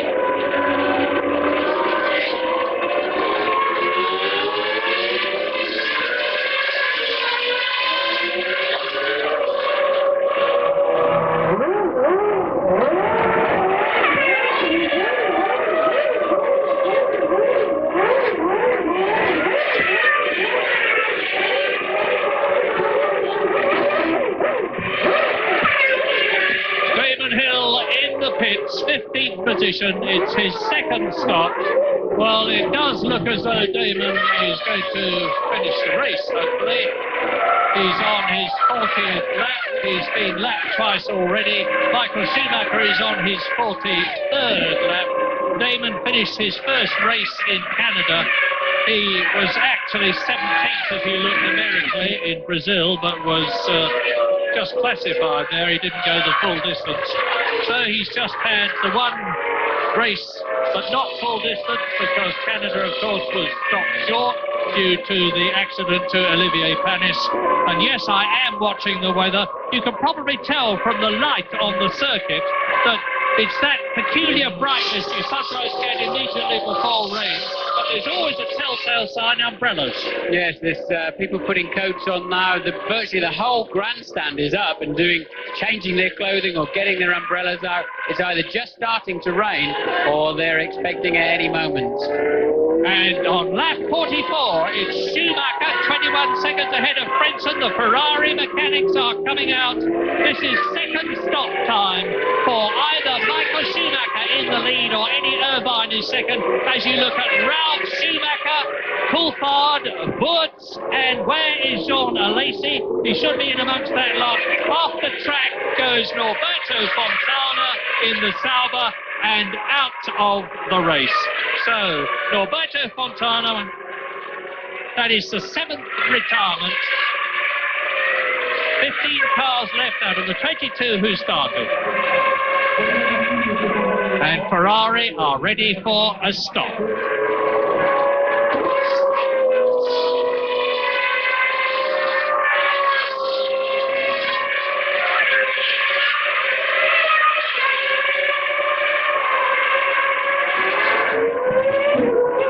Michael Schumacher still leads. Damon Hill has been in and made a pit stop. He's still running, albeit last, 15th, because now there has been another retirement. The Sauber Petronas of new boy Norberto Fontana has retired from the French Grand Prix, leaving 15 out of the 22 starters. So Tasso Marquez is out. And into the pits, the Ferrari mechanics have received Eddie Irvine, and Eddie's starting to race. This could not happen at a worse time for Eddie Irvine. He's just come in and taken on slicks. It is starting to rain. If he had put on wet tyres, and how were they to know? Rain tyres, it could have been an enormous plus for him. Well, yes, he's not been lucky on that. There's some umbrellas out now in the grandstands. The other drivers are going to see that. The lap times are still pretty quick. They're in the 18th. But Eddie Irvine, they had to commit. No way they could put wets on the car at the moment. James, do you have any more news?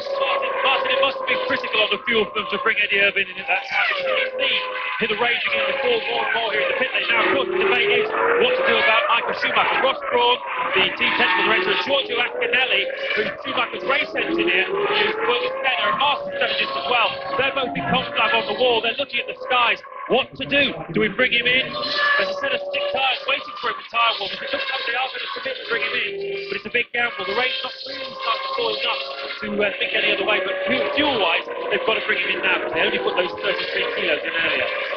Well, that's right. He's got to come in. There's no good running out of fuel, and this is why he's been pushing so hard to get this 20-odd second lead. It's 21.7 seconds at the moment. The Schumacher's just half a second off his fastest lap. So clearly, rain is not a factor out there at the moment. There's still more than enough grip. But yes, the timing is going to be pretty bad for Michael if he's going to have to make a pit stop. But at least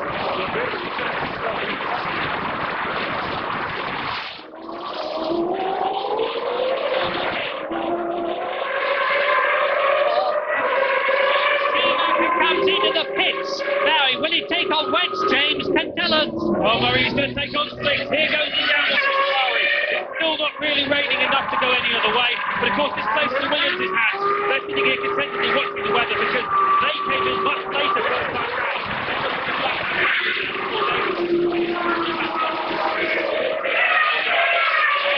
As Michael Schumacher exits the pit lane, there is the Williams going through, and it's the Williams of Jacques Villeneuve. So Schumacher storms round the Grand Tour, up into Estoril, this long, long right-hander. Down towards Adelaide, the hairpin. There is the Williams of Heinz-Harald Frentzen. So it's a very, very close-run thing at the present moment. And Michael Schumacher, there he is, has got the advantage of being on a new set of tyres. It's just a question of whether they're the right type of tyres.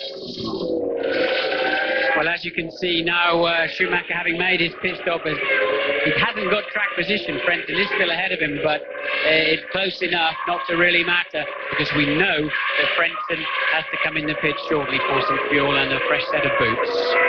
This is Imola. That is Michael Schumacher. Brand new tyres, which will, of course, have been preheated in the heaters to race temperature.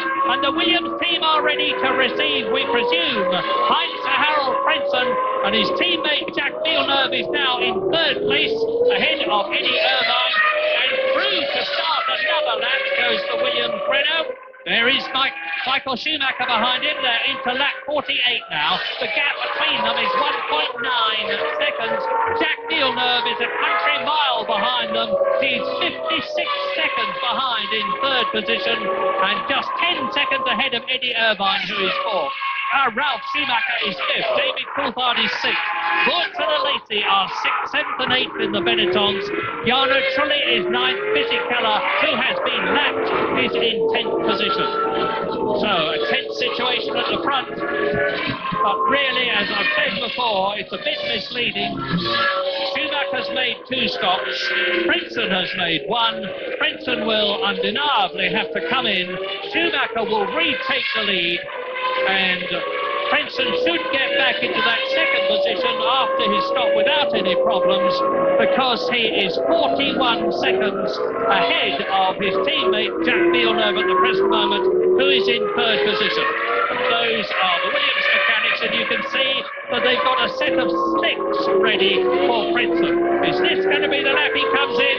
Yes, it is. Schumacher takes the lead. You can see him do it. Game down. Well, Murray, the gamble just doesn't seem to quite have paid off. A bit hot there from Frentzen. Came in very hot into the front jack man. The tyres go on and off. And there's a great deal of pacing going up and down there. Certainly Patrick Evans, the director, is not a happy man here. He can't understand why his car is being outclassed by the Ferrari. 8.1 seconds now. Is he going to start butting? There was a huge black cloud over my head at the moment. Not metaphorically speaking, but literally right above my head. And if it starts to rain hard the next lap or two, that could play into Villeneuve hands. But why is he so slow, Martin? Well, I don't know. Frentzen there, a second faster on his pit stop than Michael Schumacher, but I don't think that's going to dramatically affect the race. What Villeneuve's problem is, I just don't know. Clearly, he's not happy with the balance of the car, and if it's spitting with rain, it's going to have more of an effect on him than somebody like Schumacher here, who's obviously very, very comfortable with his car. It's well balanced. It's not sliding more at the rear or the front. It's going where he wants it, when he wants it. And he's absolutely flying. An 18.2 on the previous lap to this. And clearly there's not much water on the track at the moment. From where I'm standing, it may just pass by the racetrack to the edge. Lap 49, and as Schumacher comes through to complete it, 7 World Championship points ahead of Villeneuve. He at the moment is extending that World Championship lead by another 6 points. The difference between 10 for the lead and 4 for third position. And Villeneuve's chances of the World Championship, which everybody, including me, especially me, fancied so much, are looking a lot thinner now than they did a couple of races ago. But the battle now continues on the track between these four. This is the best battle on the track. Ralf Schumacher, Coulthard, Wurz and Alesi, 5th, 6th, 7th and 8th. Schumacher in the red stripe to Jordan on the wing. Behind him, Coulthard in the McLaren. Wurz in the Benetton, Alesi in the Benetton, and significantly, Alesi in the Benetton with so much more experience than Alexander Wurz is not closing on, never mind getting past his teammate. Was that a few spots around we saw falling in that very elegant Ferrari puddle there a moment or two back, but this has allowed John Alesi there to catch up to the back of the pack. Ralf Schumacher is holding up Coulthard, who's holding up Wurz, and there's a very good scrap there for 5th, 6th, 7th and 8th, but through Estoril curve there, Lineston, this is where it's so difficult to follow another car. You lose aerodynamic effect on the front of your car, you wash out wide onto the dirty part of the track, you just can't stay in the slipstream. Damon Hill is about to be lapped by Coulthard, Wurz, Alesi and Schumacher. They're closing up on the arrows. Damon Hill is already 2 laps down, and you saw the pit board go out for Michael Schumacher. P1, that means first place. Plus 21, and the plus 21 is 21 seconds ahead of Heinz-Harald Frentzen on lap 51. Did you see the vortices coming off the rear wing of the car there? A little puff of smoke actually as he exited that corner, but at high speed, that shows you how much moisture is in the air. Normally you only see that in winter testing, where we're running in cold and wet conditions. But coming down the back straight there, you saw those vortices. We'll talk about them again if we see Schumacher in that position, coming off the rear wing end fences. Villeneuve coming in the pits. Yeah, you mentioned, Martin, that puff of smoke. There's a lot of flashes from the back of the car, and those ones you don't normally see because of the moisture in the air. But from both exhaust pipes, I don't know whether we're going to see it now. And you'll see it when he goes into this next corner here, into the chicane. He plays with the throttle. Listen, and they didn't show us the shot I wanted. Coulthard into the pits from 8th position. And he will lose 8th position to Jarno Trulli. 7.3 seconds. That is an excellent stop. In fact, it's the second best stop of the day. It's the best stop of the day. 0.3 seconds faster than Jarno Trulli's. And it is definitely raining now. And there are still 22 laps to go in this race.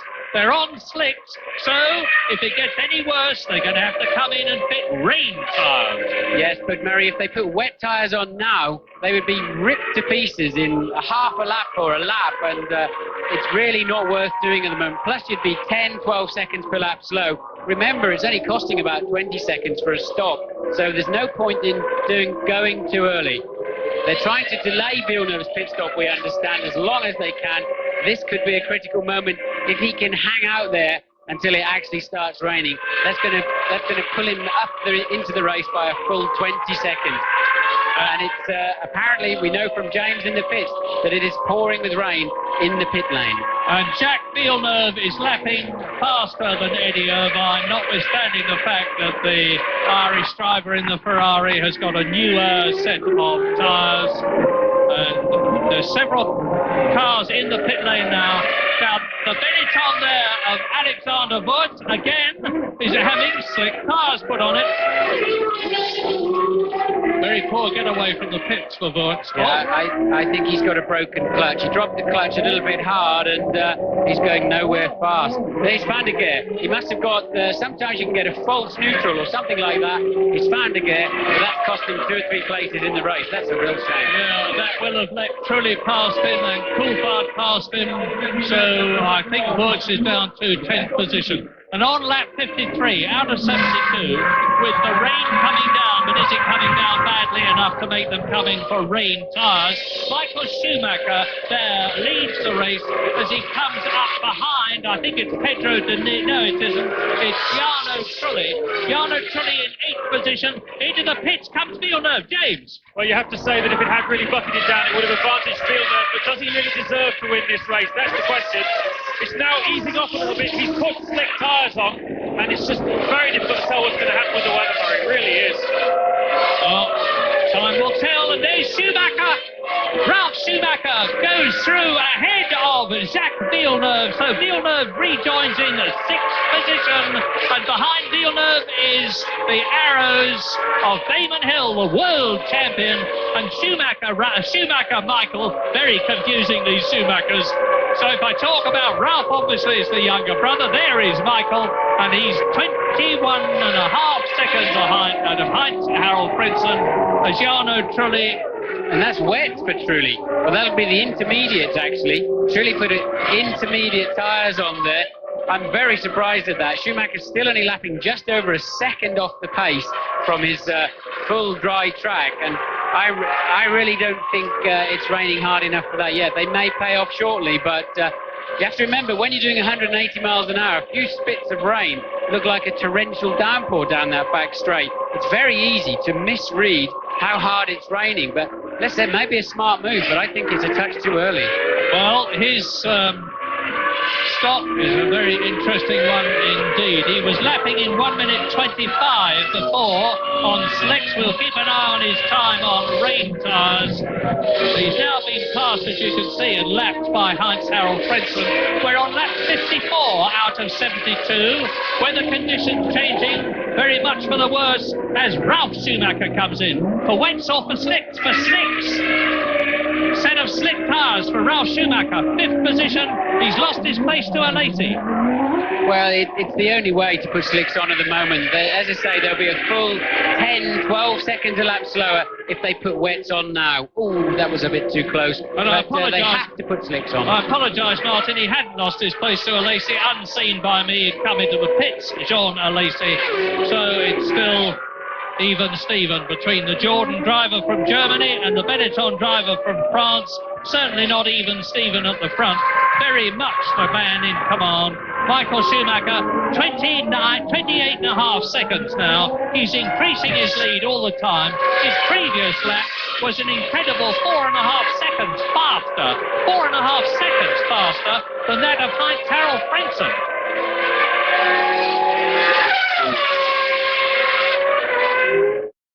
Ted Garden knows a thing or two about reliability. We've got to be able to go places other 4x4s can't.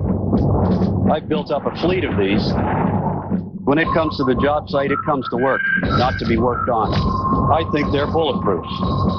When Ted needed the kind of Japanese quality he could trust for years to come, he turned to one of the world's largest vehicle makers, Suzuki. All you have to do is drive one. Check out the 97 Sidekick starting at just $16,095. The magic of Hercules is coming to McDonald's. Here he is on the big screen. And here he is on the big plate. Now at McDonald's, you can get one of 6 Hercules plates for just $2.59 each when you buy any large sandwich or a Happy Meal. And you can get Herc's friends from Disney's new movie. Like Zeus? Bill and Megara. My friends call me Meg. You can eat off them or put them on your wall. Don't do both at the same time. 2 thumbs way, way up. My McDonald's! As Canada's auto parts store, Canadian Tire offers you even more. Like our Loan a Tool program. If you need an auto tool, just come to our auto parts counter, choose from a selection of specialized tools, and we'll loan you one at no charge. And it doesn't end there. Because right now you can bring in your battery, alternator, or starter to any Canadian Tire auto parts counter, and we'll give it a free electrical test to ensure everything is in working order. Canadian Tire, Canada's auto parts store, made better. World champion. Frentzen 30 seconds behind Schumacher now. Villeneuve 70 seconds behind. And watch the brake discs glow there. The carbon fibre brake discs. Well, they certainly look plenty warm enough, those brakes, but of course, as it's getting a bit darker, they tend to show up. This is a fabulous shot from inside Schumacher's cockpit. Beside him there, you can see him at work. That's the long Estoril bend. You can see the spots of rain there, but they tend to stream across your visor. Remember, your crash helmet is in the winds, in the airstream to a certain extent. Into Adelaide now, the marker boards are up high there, look, and look to the right. And that steering wheel of Mike Schumacher's cost £20,000. Virtually all the controls that he needs to adjust are on it. You can see the lights at the top of the flat section, which indicate to him when it's time to change gear. You don't have a red counter. Into 180 now. He's so calm on the throttle. Listen to the way he picks the throttle up. They have to be careful through this one in the when it's partly wet, can catch you out. And he was careful too. Now the road falls away from him. Look down into Imola. Use the curve. There's more grip on those curves. Rubber goes down onto the paint. You have to be careful of those in the wet, though. If it rains, there you see the sky. Shuey's looking at that sky too. Dropping down the hill now into the chicane. Well, you've been his teammate, Martin. You were the only person that he's had in the team with him who could hold a candle to him in terms of ability. What's he like to drive against in the team? Well, I think Eddie Irvine has been another, to be honest, who's given Michael at least a run for his money on occasions. But he's so confident. You know, he really, you walk out of the back of the pits after qualifying, he's beaten you again, but you can't get to your truck because there's 50 journalists waiting to see him. And in the end, it just chips away at your head and your confidence. And then he'll sit down in a press conference like he did yesterday and say, oh, well, I didn't expect that. My car's not that good after all, you know. So he's very clever with his words, and he's so confident. And both Schumacher brothers are in the points in the yellow Jordan that you see there. Ralf Schumacher is in 6th place. Jean Alesi in 7th has got ahead of his teammate Alexander Wurz in the Benetton, who is in 8th position. And ahead of them are David Coulthard, 5th, who has been lapped.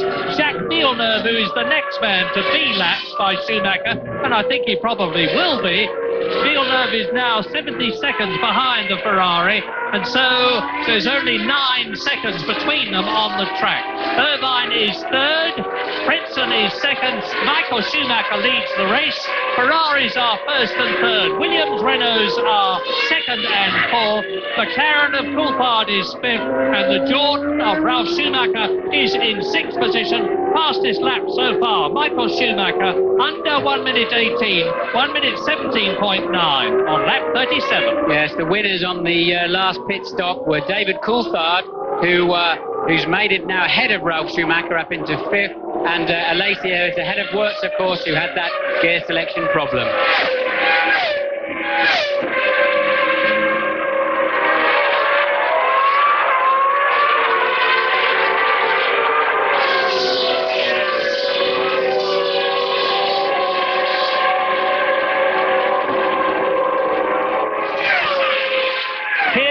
France, we are seeing the changeover, I think, between the old guard and the new guard. Ralf Schumacher, only 21 years old, is in 6th place. Alexander Wurz, in only his 2nd Grand Prix at the age of 23, is in 8th position. There's some other very good young men coming along as well, and we wonder whether Gerhard Berger will be driving for Benetton, or anybody else for that matter, in 1997. He's away from this race with his sinus problem. Alexander Wurz has grasped his opportunity brilliantly to qualify well and to race with Jean Alesi. There's Alesi, behind him is Wurz for 7th position in his 2nd Grand Prix.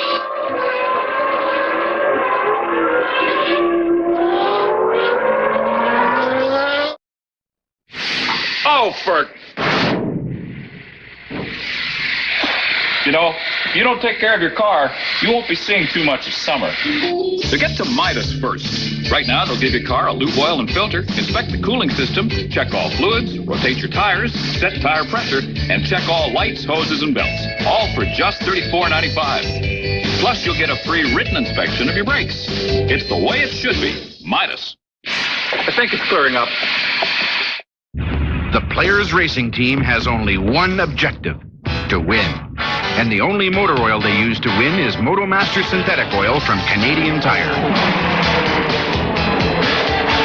After the most rigorous testing, the Players Racing Team engineers chose Motomaster Synthetic Motor Oil because you need a well-oiled machine to be a winner. Motomaster Synthetic Oil, the ultimate in protection, available at Canadian Tire. Watch the Players Racing Team race in Toronto. Remember how much fun it was? Feel like you're missing out on those open road adventures? Maybe it's time to get back to your roots, and Honda's got the deal for you. Right now, for a limited time, your Honda dealer is going to make it that much easier. Picture this: you aboard the stylish 1997 Chattel VLX Deluxe with 0 down and 4.8% financing. It's less than $185 a month. Head to your participating Honda dealer now for spectacular deals on some fantastic wheels. Lapped again by Ralph Schumacher. He's been lapped twice already. This is the disadvantage of having comparatively less power in the Tyrrell Nicasalo with the Ford ED5 V8 engine, which is now totally outclassed by the V10s in the other cars. And Nicasalo is lapped again by Ralph Schumacher, who'll hope to put distance. The Ford runs very wide, and it's an opportunity for Alesi to close right up behind the Jordan. And Woods is behind Salo. So, John Alesi in the Benetton in 7th position is now giving Ralph Schumacher 6th place a very hard time. Yes, Ralph went in very, very deep to be sure to be past that Tyrrell and outbraked himself running wide, kept his head and outdragged Alesi back down to the Nürburgring chicane. There's the slippery track flag being waved. It's raining hard. That's the way they warn the drivers that the track is slippery. It is raining. They're going to know that for themselves anyway. Look at the car snaking around. But meanwhile, Trulli has been a full 17 or 18 seconds off the pace since he put those intermediate tyres on. The problem is now he's going to be on the right tyres, but they're going to be finished, I would imagine. Yeah, this is the end of the lap. You can see how much worse the rain is getting. There's only 11 laps to go, 10 laps to go at the end of this one. Johnny Herbert is on wet. There he is. Johnny Herbert is on rain tyres. Bit confusing, the term wet. We mean tyres that are suitable for the rain, and that's what we've got. Now, meantime, Michael Schumacher there has been showing his class. The rain is really falling now. Schumacher showing his class is 30 seconds ahead of Heinz-Harald Frentzen. Look at the rain. You can see it for yourself. Now here's going to be some fun because they only have one pit. They only have one crew in each team. So when it rains like this and everybody floods in the pits, it's first come, first served. I think luckily for Michael Schumacher, he'll be the first one in anyway. Otherwise, they'd just be sending poor old Eddie Irvine straight out of the pits again. James, are you down there? Yes, it doesn't look like Ferrari are going to do anything at all, Martin. They're just playing a game of cat and mouse, but Williams are going to bring one of the drivers in. I'm just trying to see who that is going to be. It will be, let me just see. It's going to be Villeneuve first, I think. Wet tyres ready for Villeneuve. No, it's French. Car number 4 is Frentzen, isn't it? Yeah, there'd be no justice in it. Ross Brawn is just is watching what they're doing. He's not going to give them a pit board next time through.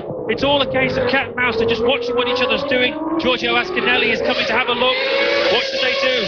Fascinating stuff. The rain just easing off a little bit now, if anything. Oh, no, it's not. It's absolutely chucking it down. Yeah, I think they could have made a mistake there. They'll get away with it as long as Schumacher doesn't throw this thing at the scenery. Which he's just doing. It's exactly what he's doing. Schumacher goes off into the gravel. Now, he had a 30-second lead, but typically he has just kept his head, slowed right down, kept the car going through the gravel, rejoined the track. Let's see how much he's lost. Well, it's going to have cost him 5 or 7 seconds, not just the time he's on the gravel, but he's not coming out of that corner in 4th gear, he's coming out of it in 2nd gear, so he'll lose another 5 down the next straight.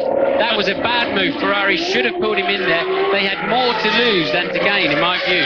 Well, he had a 36-second lead, so he could afford to lose a few of them, but Frentzen has got the same problem, and Heinz-Harald Frentzen is being brought in, and he's going to have a set of intermediate Goodyears fitted.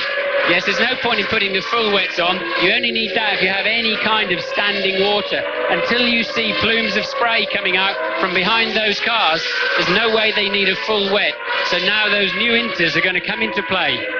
Lap 63 out of 72. Gripping stuff at Magny-Cours, or rather not gripping stuff for the tyres and the track, with Schumacher having lost time going off the gravel. They're not bringing Heinz-Harald Frentzen in. They've decided they can leave him out. And if they've decided they can leave Frentzen out and he's on slicks, that will mean exactly the same for Michael Schumacher. So Schumacher not coming in. Schumacher going through into his 64th lap.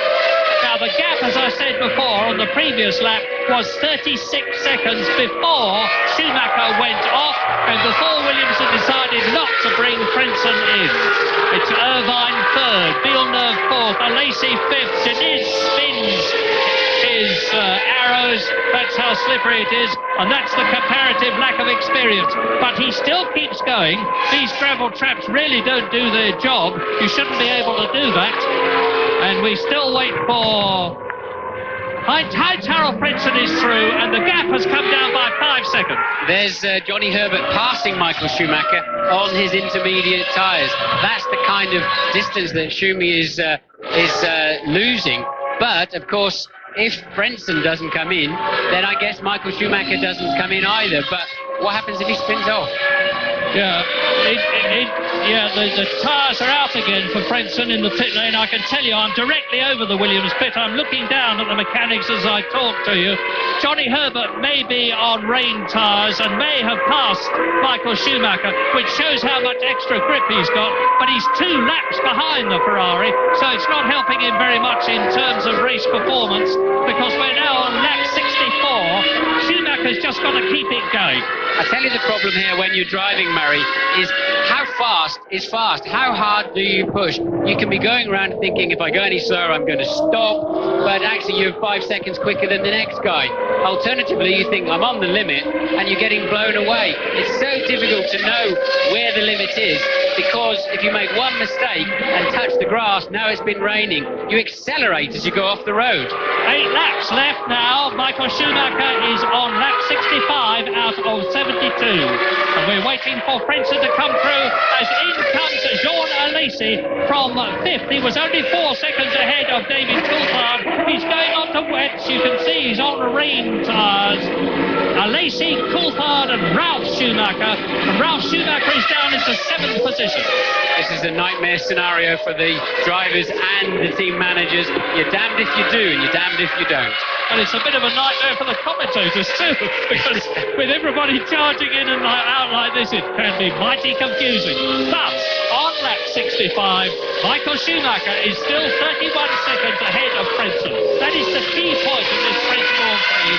Schumacher at the moment is on another 10 World Championship points to add to the 37 that he already has, and dramatically to increase his World Championship lead over Jacques Villeneuve, who's down in 4th position with Frentzen and Irvine between them. Yes, and Irvine and Villeneuve are the 2 fastest cars on the track that are currently still on slicks, and they're having a good fight for 3rd place.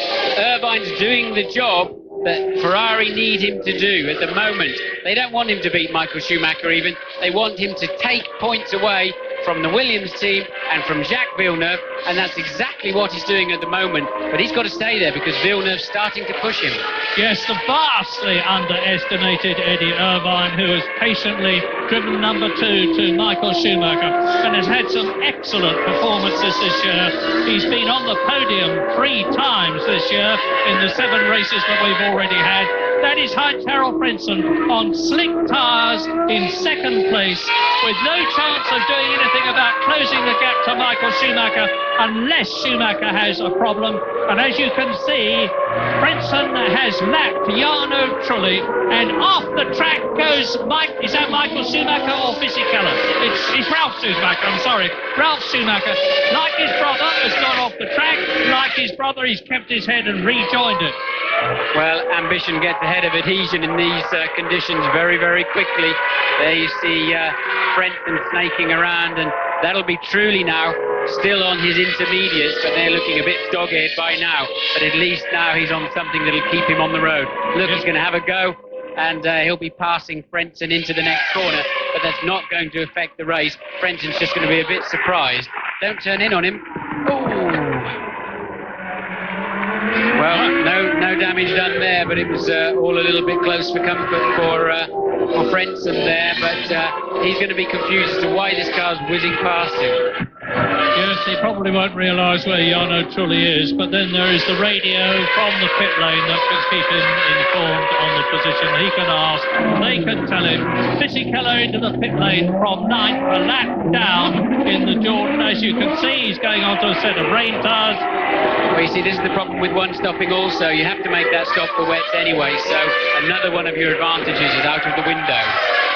Schumacher coming through, Michael Schumacher right up with David Coulthard, and Ralf Schumacher going past his brother. So we're on lap 67 now, and Michael Schumacher is within shouting distance of his second Ferrari win this year in this 72-lap race, and Ralf Schumacher snapping away at David Coulthard, who is in 5th place in the McLaren. Ralf Schumacher looking for an extra World Championship point, and the young German has already had a 3rd place in Argentina this year. There is Michael Schumacher, very sensibly keeping his distance, as Coulthard and Schumacher and Fisichella there battle it out on the circuit. Coulthard 5th, Schumacher 6th, and Fisichella 9th. That's right, and we understand that Villeneuve has just had a trip across the gravel trap at one of the chicanes. He obviously would have locked a front wheel and gone straight on. So easy to do. We think he'll be in the pits next time round, and he'll be putting those intermediate tyres on. They're a groove tyre, they'll clear a bit of water, but the rubber block moves around and generates a lot more heat. It can sometimes even be a harder compound, but with the rubber block moving, gives you that grip that you need. Remember, it's not the grooves that give you the grip, even on your road tyres, it's the rubber on the surface. Ferrari ready to get somebody in, and there is a colossal rain crowd overhead. You saw it, and if that tops its contents, it really is going to be a case for Goodyear's monsoon tyre, if they still had it, which they had last year. They have a thing called the Quattro this year, which is for maximum wet conditions, and Michael Schumacher is going to need a set of those, but he's on lap 68 now, so he's got 68, 69, 71 and 2 laps to go to win the French Grand Prix again, as he did in 1994 for Benetton and 95 for Benetton. Well, I'm trying to do some mental calculations here, Murray. I think the fastest, highest guy that's currently on the right tyre is Coulthard, but he's a minute and 34 behind Michael Schumacher. 5 laps to go. I don't think he can catch him, even though he's some 8 seconds a lap faster. So all Schuey's got to do is stay on the road and react to what Frentzen, Irvine and Villeneuve do, because he has that cushion. He's just got to keep it on the island. James! The slicks are going to come off, and intermediates going on the same sort of tyres that Williams had ready for Frentzen. They brought them out and took them back in. Meanwhile, Villeneuve comes in. I saw him on the Diamond Vision screen, a different feed from the one you were watching. Go straight on, 6.1 for him, not bad. Go straight on over the sand at the chicane. 6.5, and he slides to come back out again, but there's a lot of dissatisfaction on the pit wall. They can't, but they're just really unhappy with the way they've run this race at Williams, and you can't blame them. And Coulthard, look at Coulthard, he's ahead of Villeneuve, and so is Schumacher. So Villeneuve has lost lost 2 places there. I thought he was going to get ahead of Eddie Irvine. Instead, he has lost 2 places, and that's Fisichella behind him. So, Jacques Villeneuve is having a dire end to the French Grand Prix, with Fisichella having a go at him, and Villeneuve down into 6th position, only 1 point. That's going to increase the championship gap between Michael Schumacher and Villeneuve by another 9 points. That's right, Villeneuve's paying the price for going a long way on slicks and then coming in for wet. So he was losing that 8 seconds a lap, and now he's paid the penalty of a pit stop like the others much earlier anyway. So Michael Schumacher's obviously got to really try and stay on his slick tyres and make the benefit out of having to tiptoe round. But while Frentzen doesn't come into the pits, Michael Schumacher does not have to either. The problem is, for Eddie Irvine really, he's not far ahead enough of those intermediate shod cars that Coulthard is now leading. Yeah, the rain is easing off. It looks as though it's all right for Michael Schumacher. I don't think it's all right for Villeneuve, because he's now got he's 6th. He's got a Lacey right behind him, and a Lacey is snapping away at the rear wing of Jacques Villeneuve, and behind him is Fisichella.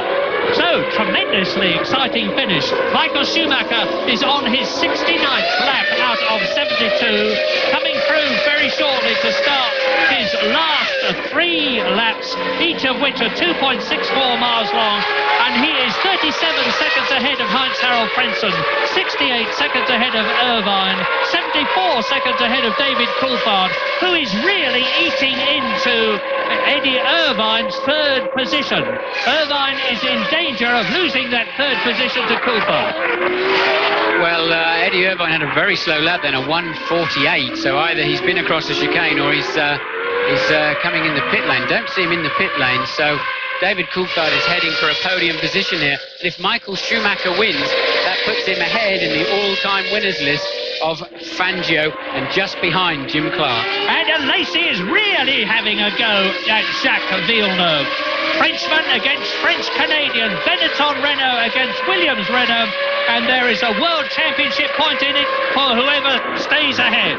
This is significant, Murray. Both Frentzen and Schumacher now closing that gap to just 4 seconds a lap that they're losing. Clearly, there's a drier line coming back onto the racetrack. Brilliant bit of driving by Michael Schumacher. Very good tactics by the Ferrari team in deciding to keep him out. And Jean Alesi is still pushing at Jacques Villeneuve ahead of him. Is Villeneuve even going to finish in the points? P7, lap 2. That was a message to Jean Alesi to indicate where he was, how many laps he'd got left. If Villeneuve holds 6th place, I believe this will be the first time this year that both Williams have been in the points in the same race.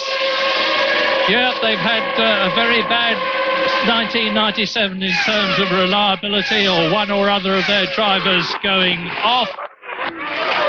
But it's going to be 6 points for Heinz-Harald Frentzen, 1 point for Jacques Villeneuve if he can stay ahead of Jean Alesi, who will be bitterly disappointed if he doesn't get past the Williams, because this is Alesi's home track, and as it is, he's fighting to keep the Jordan behind him. And we're on lap 71 now, or rather, Schumacher and Frentzen are. So there's just about 3.5 miles to go between Michael Schumacher in the lead and the checkered flag for him for his 3rd victory of 1997. Eddie Irvine will be happy to see the track drying too. I think he's going to secure his position on the podium, as Villeneuve and Ralf Schumacher having a go at each other there. That's not a passing place, not enough room. You need the full width of the racetrack at virtually every corner around the Magny-Cours circuit. Into another lap, David Coulthard in the McLaren. Behind him, 5th place, Jacques Villeneuve. Behind him, 6th place, Ralf Schumacher. And his brother Michael is on lap 71 now. Yes, in fact, that was Villeneuve getting a good drive off of the Chateau d'Eau corner. Ralf Schumacher must have run a little bit wide, and Villeneuve up into 5th place and 2 points.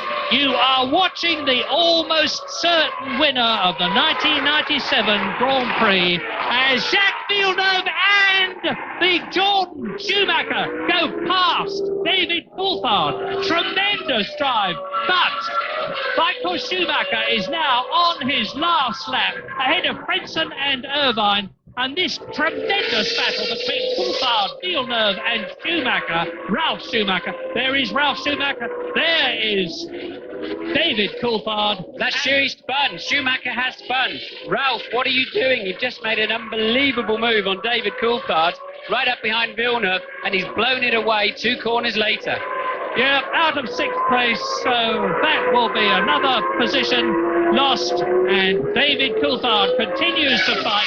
As you watch in the background, Michael Schumacher, he's on his last lap at Magny-Cours, and he's up behind his brother, going through on the inside. But Ralf Schumacher having lost momentum when he went off, and Michael Schumacher comes down to the last chicane, down to the Lycée, the last corner of the French Grand Prix, turns in, his brother retakes him, and he's silly really, because he's now got to do another lap, and Michael Schumacher wins in France, and that is the 2nd victory in succession for Schumacher. It dramatically increases his World Championship lead points. Dramatically increases his World Championship lead over Jacques Villeneuve after a marvellous... And this is Coulthard. This is Coulthard scrapping with Alesi for what's going to be 5th and 6th place. Coulthard struggling on those tyres. Alesi had to go on the outside. Coulthard held his line, but I think he's going to have a job to hold Alesi off right to the end. There's only a few corners to go, but Coulthard's obviously blistered those intermediate tyres. Meantime, Frentzen has already finished in 2nd position. There is Eddie Irvine with Jacques Villeneuve at Imola, gobbling up the distance between him and the Ferrari ahead. Villeneuve trying for 3rd position in the last few corners. You saw how he went through, and that is David Coulthard off. My goodness. Now you see why Michael Schumacher had the incredible thought of letting his brother through so he could complete that last lap. Villeneuve, no, he's off. He's lost it. Now is he going to get going again? He's got to get going, rejoin the track where he left it, and he does so. Eddie Irvine finishes in 3rd position. And here is Villeneuve. Oh my goodness, what a finish. Bits and pieces, the barge board's hanging off of Villeneuve. Goes a brilliant charge from Villeneuve at the end of the race. Just got on the power too early, but got in 4th place. Irvine on the podium, and that's going to let Ralf Schumacher back through by doing that last lap. He passes David Coulthard, who's in the gravel trap, and 1 point for Jordan. His brother is brilliant. He had enough capacity left over to think about his brother's race as he was winning the French Grand Prix. What a man, what a driver, what an ace, what a world champion, and a greater lead in the championship for him. An increased lead for Ferrari, who finished 1st and 3rd and exceeded Williams' points. Victory for Michael Schumacher. 2nd is Heinz-Harald Frentzen. 3rd, Irvine. 4th, Jacques Villeneuve. 5th is Jean Alesi, just 1 second behind Villeneuve in that tremendous scrap as they came out of the last corner. And Ralf Schumacher takes a 6th position. Both the Schumacher brothers in the top 6. Both the Ferraris in the top 3. Both the...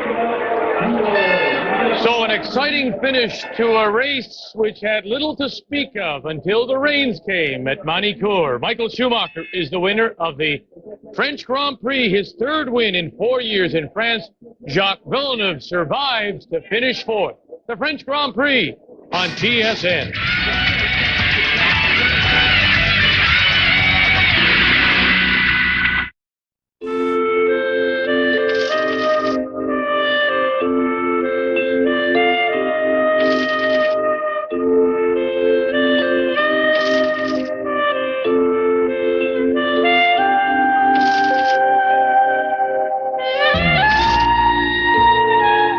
Easy to use.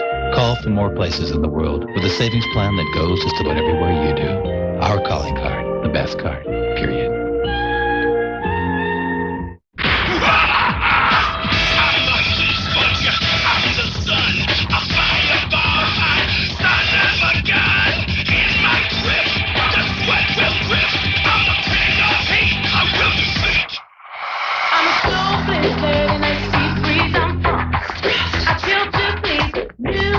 Refreshing.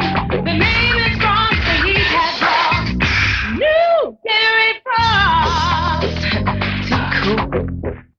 Leanne McCarthy knows a thing or two about dependability. I bought it fresh out of school, and I've done 130,000 kilometers in this thing with no major repairs.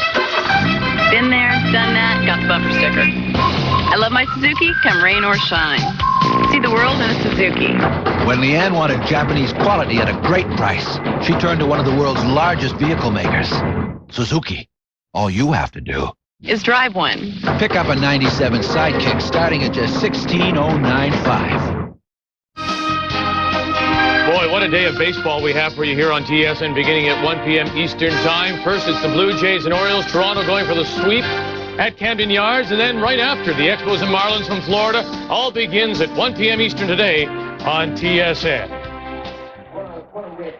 Michael Schumacher, as the Williams Ferrari are in the Parc Fermé for inspection. It is Schumacher, Frentzen, Irvine, Jacques Villeneuve finishes fourth. And this is the last turn as Jacques Villeneuve tries to get around Eddie Irvine, spins, loses it, but regains control in time to finish fourth. Jerry Donaldson, it's as if the world's biggest race fan, the man who makes rain, said, "I've had enough of this boredom. I'm going to throw some water on this and make it interesting," and it was.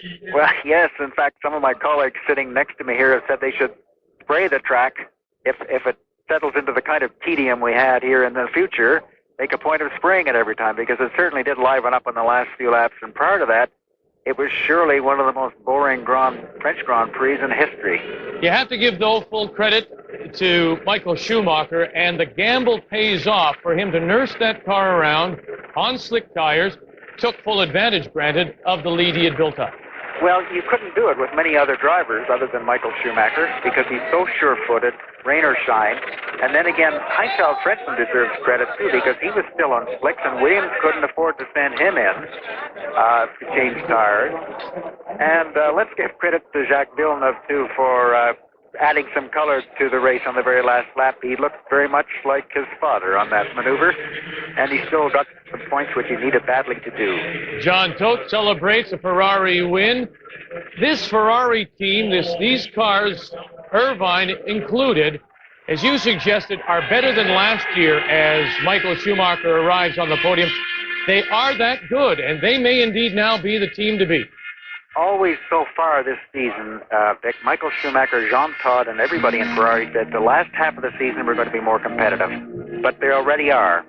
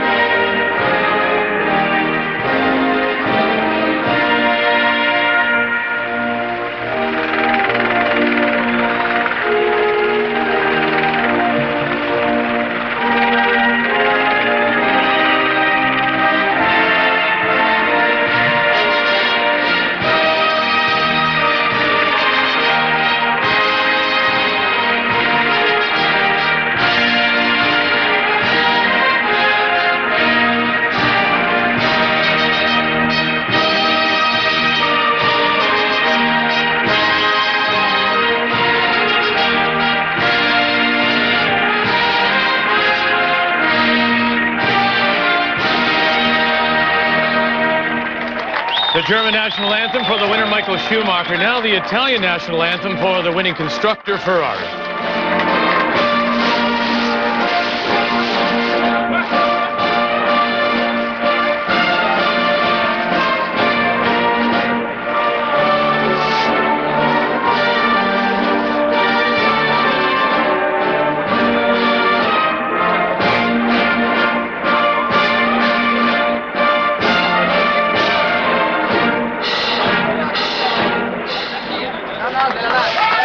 National anthem for the winning constructor, Ferrari.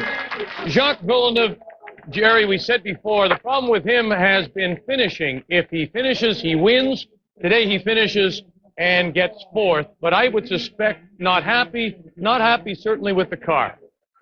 Well, I would suggest, Vic, that he will be content with getting this point. He had to get his season back on track here. This is nearly the midpoint. And his goal before the start of this race was to finish, and the win was very far from his mind. He just wanted the points, really, and I think this will settle him down, and he could be back on track for the British Grand Prix in a couple of weeks. We'll take a quick break as the trophy presentation continues at Manicourt. Michael Schumacher wins his second straight race, his third of the season, and he stretches his lead in the World Championship.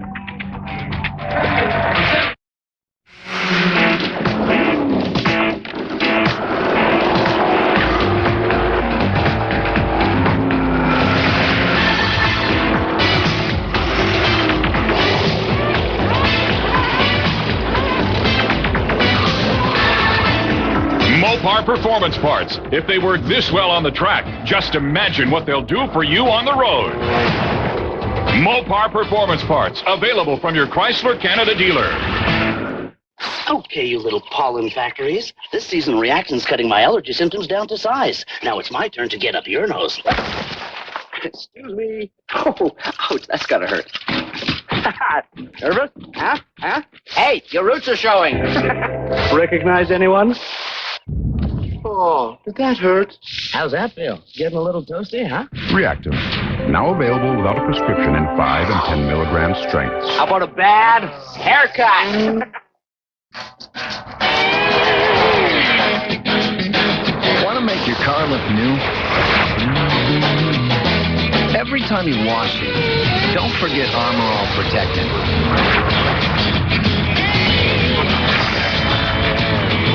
The dash, the tires, the trim. It's new car juice. It doesn't just shine, it protects. So your car doesn't just look new, it keeps looking new. Armor All. It's new car juice. There's nothing you can get into that Simon Eyes can't get out. Absolutely, positively nothing. Watch spots disappear from upholstery or carpet with Simon Eyes Dry Clean. Choose Dry Clean foaming action or spray for use in your car or in your home. Simon Eyes. We've got as many ways to clean and shine your car as there are to get it dirty. Simon Eyes. Available exclusively at Canadian Tire. Remember how much fun it was? Feel like you're missing out on those open road adventures? Maybe it's time to get back to your roots, and Honda's got the deal for you. Right now, for a limited time, your Honda dealer is going to make it that much easier. Picture this. You aboard the stylish 1997 Chateau VLX Deluxe with 0 down and 4.8% financing. It's less than $185 a month. Head to your participating Honda dealer now for spectacular deals on some fantastic wheels. 2 wins in a row, 3 wins in the last 4 races, and Michael Schumacher stretches his lead over Jacques Villeneuve in the Formula One Drivers' Championship. Villeneuve picking up 3 points today in France. And with a first and third place finish by Ferrari, they also stretch their lead in the Constructors' Championship. It is now 13 points over Williams Renault. Certainly not much of a race until the rains came, as it was a dominating performance by Michael Schumacher. Michael Schumacher starting on the pole alongside Heinz-Harald Frentzen. And on the go, watch for the other red car coming up on the left-hand side. A great start by Eddie Irvine as he would move from the third row into third position, dropping Jacques Villeneuve to fourth. So it was Schumacher, Frentzen, and right off the bat, he got squeezed. Damon Hill, what a year it's been for the reigning world champion. But looming, of course, the clouds and the threat of rain late. And then finally, with it sprinkling and raining a little harder, it was Michael Schumacher, the leader, going off into the gravel, but he had a lead of more than a minute. Villeneuve pitted to pick up rain tires, but that would drop him from 4th to 6th with about 10 laps to go. And then Villeneuve, late in the race, trying to make up ground, trying to get himself back into point.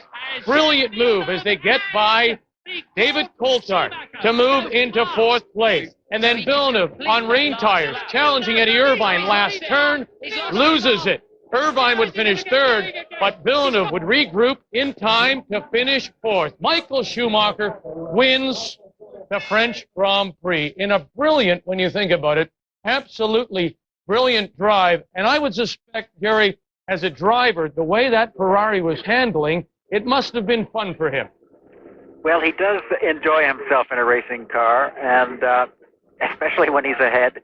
But he also enjoys the need to be able to control the car in difficult conditions. He gets great satisfaction from that, and I'm sure he'll rank this victory quite highly because it was really treacherous in the later going. And also, as he's just said before the race, he predicted that they wouldn't do well unless it rained. But he, as you said, he was way out in front in a class by himself, even in the dry. And that's very much down to Michael Schumacher. Jerry Donaldson, as always, thank you very much. Safe trip home, and next time we'll talk with you is with the British Grand Prix in a couple of weeks. All the best to Jerry Donaldson. A quick break, and when we come back, we'll hear from the winning driver, Michael Schumacher. He's first in France. If your kids could call home right now, what would they say? Hi, Mom. Hi, Dad. Hi, Mickey. I love you, and don't even think of touching my hair. I'll be home soon. I've got lots of laundry. Love you both. Send money. It's me. I can't sleep again. With a Call Me card, your kids will call you more often because you give them the card and pay for their calls. Give the card, get the calls. We always kiss again. Bye. Bye, Mom.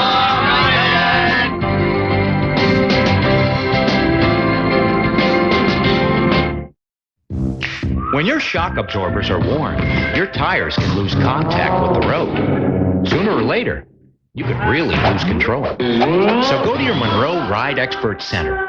Buy 3 Monroe Sensitrack shocks, and we'll give you the 4th one free. Buy 3, get the 4th one free.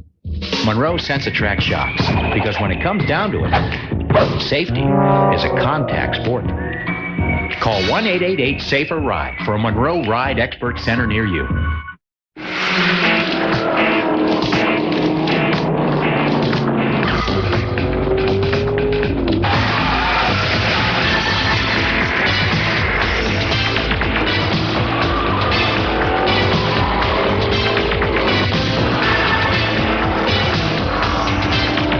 Mopar genuine parts. We test them here so that you can go anywhere. Mopar parts available from your Chrysler Canada dealer. This is relaxing. This is where we'd rather be. And where else? Where we're free. This is what we're doing. This is who we are. Who the hell are you?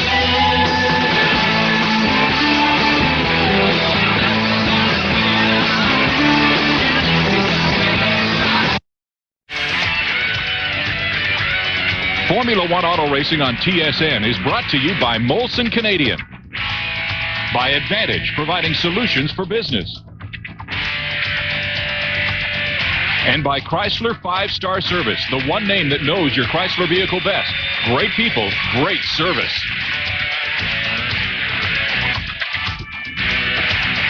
Michael Schumacher is the winner in France, and really the story of this season has been his consistency.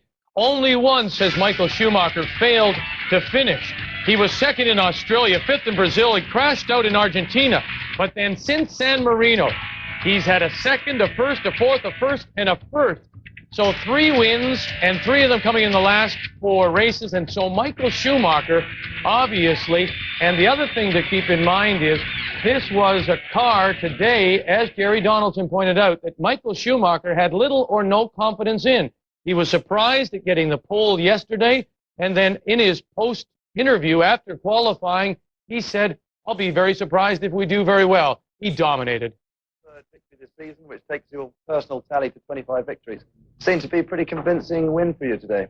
Yeah, obviously it was a very surprising one. Obviously my prediction was totally wrong before this weekend. But apparently you can't. Huh? Choose your much, you know. Yeah, true. But obviously I take it as it is. Pole and victory. I'm sorry. Pole and victory, that's the best you can do. And the way we have done, no mistakes, neither in setup nor in strategy. So it's the perfect way of winning the race. Tell us about your pit stop strategy, because you were one of the few that seemed to stick to your original plan all the way through.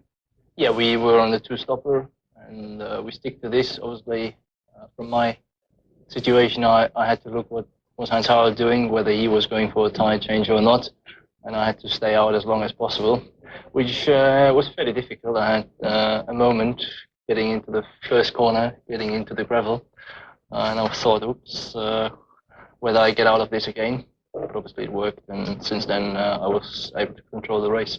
Michael, well done. Heinz-Harald, your second podium appearance since you won in San Marino. You must be very pleased to have beaten your teammate fair and square today. Well, yes. I mean, I'm happy with the result today, second place. I mean, I wished very hard before that I have a finish in the top, in the points at least. No, where I had only 2 finishes so far in the points, so I was desperately for the points. I'm quite happy with the second place. I was astonished by the speed of Michael at the beginning. I was thinking he was going to be for a 3-stop strategy because he and testing me knew that tire wouldn't be a problem, but you have to be careful in the earlier laps, and he was pushing like hell at the beginning, and I thought, well, he must be on the 3-stop strategy. So I let him go, and but I even pushed on that time. Yeah, but not that easily. I pushed also very hard, and I was very convinced that he was a 3-stop. So I was really surprised at the speed he was doing. What were the conditions out there for you? I mean, were you tempted to come in for a stop and change to wet tires? Yeah, it was a very critical point because I looked up in the sky and it looked very clear up over the track, and I didn't know where the rain was coming, but obviously it didn't stop at all. So I was thinking, what is Michael doing and what is the guy behind me doing in that time? So there was no change at all. It seemed to be that Michael was on the same strategy, hoping that it was going to stop very soon, the rain, and sticking with the slick tires. So I decided to stick as well with the slick tires. And obviously it stopped raining after a while. That was the situation for us, which was then all right, yeah. But I think we should have gone for intermediate tires a couple of laps earlier. That would have at least made a closer finish to Michael. Hans-Harald, well done. Eddie, you've had 3 podium appearances so far. You must be pleased to be back here today. Yeah, it's great. I've had 2 bad races, and to get back on the podium, it's a great feeling. You had a good start. Can you tell us about that? It wasn't actually that good. People must have made really bad ones. To be honest, I got far too much wheel spin, and Villeneuve brake far too early for the first corner, and I just sailed around the outside. That was it, basically, and I was able to sort of pull away from him. What happened towards the end there? Did you notice Jacques coming alongside you? I knew he was coming fast because my rear, my intermediates had blistered really, really bad in the last lap, and I was just trying to hang on, and on the second last hairpin, I just couldn't turn in because I knew the rear was going to go, so I had to go straight onto the grass, into the gravel, back out, and continued on. And just every time I tried to turn the steering wheel, the rear would just keep going straight. It was pretty close out at the end, but it made for an exciting finish. Eddie, well done. Well, Michael? Yeah, it was an exciting finish. Michael Schumacher wins. Jacques Villeneuve spins out, trying to pass Eddie Irvine, but manages to hold on to 4th. Our coverage of the Formula One World Championship continues on July 13th with the British Grand Prix at 8:30 a.m. Eastern Time, and it's a double-header race day because our coverage of the Kart World Championship continues with the Grand Prix of Cleveland, and there, remember, Paul Tracy, Greg Moore, the 2 Canadians are 1-2 in points. What a day. Started slowly. In fact, it was deadly boring until the rains came. Michael Schumacher wins. Jacques Villeneuve is in 4th. Now, on behalf of Jerry Donaldson and our entire crew, I'm Vic Roeder. Thanks for joining us. The very best in motorsports coverage is here on TSN. Motoring 97 is next.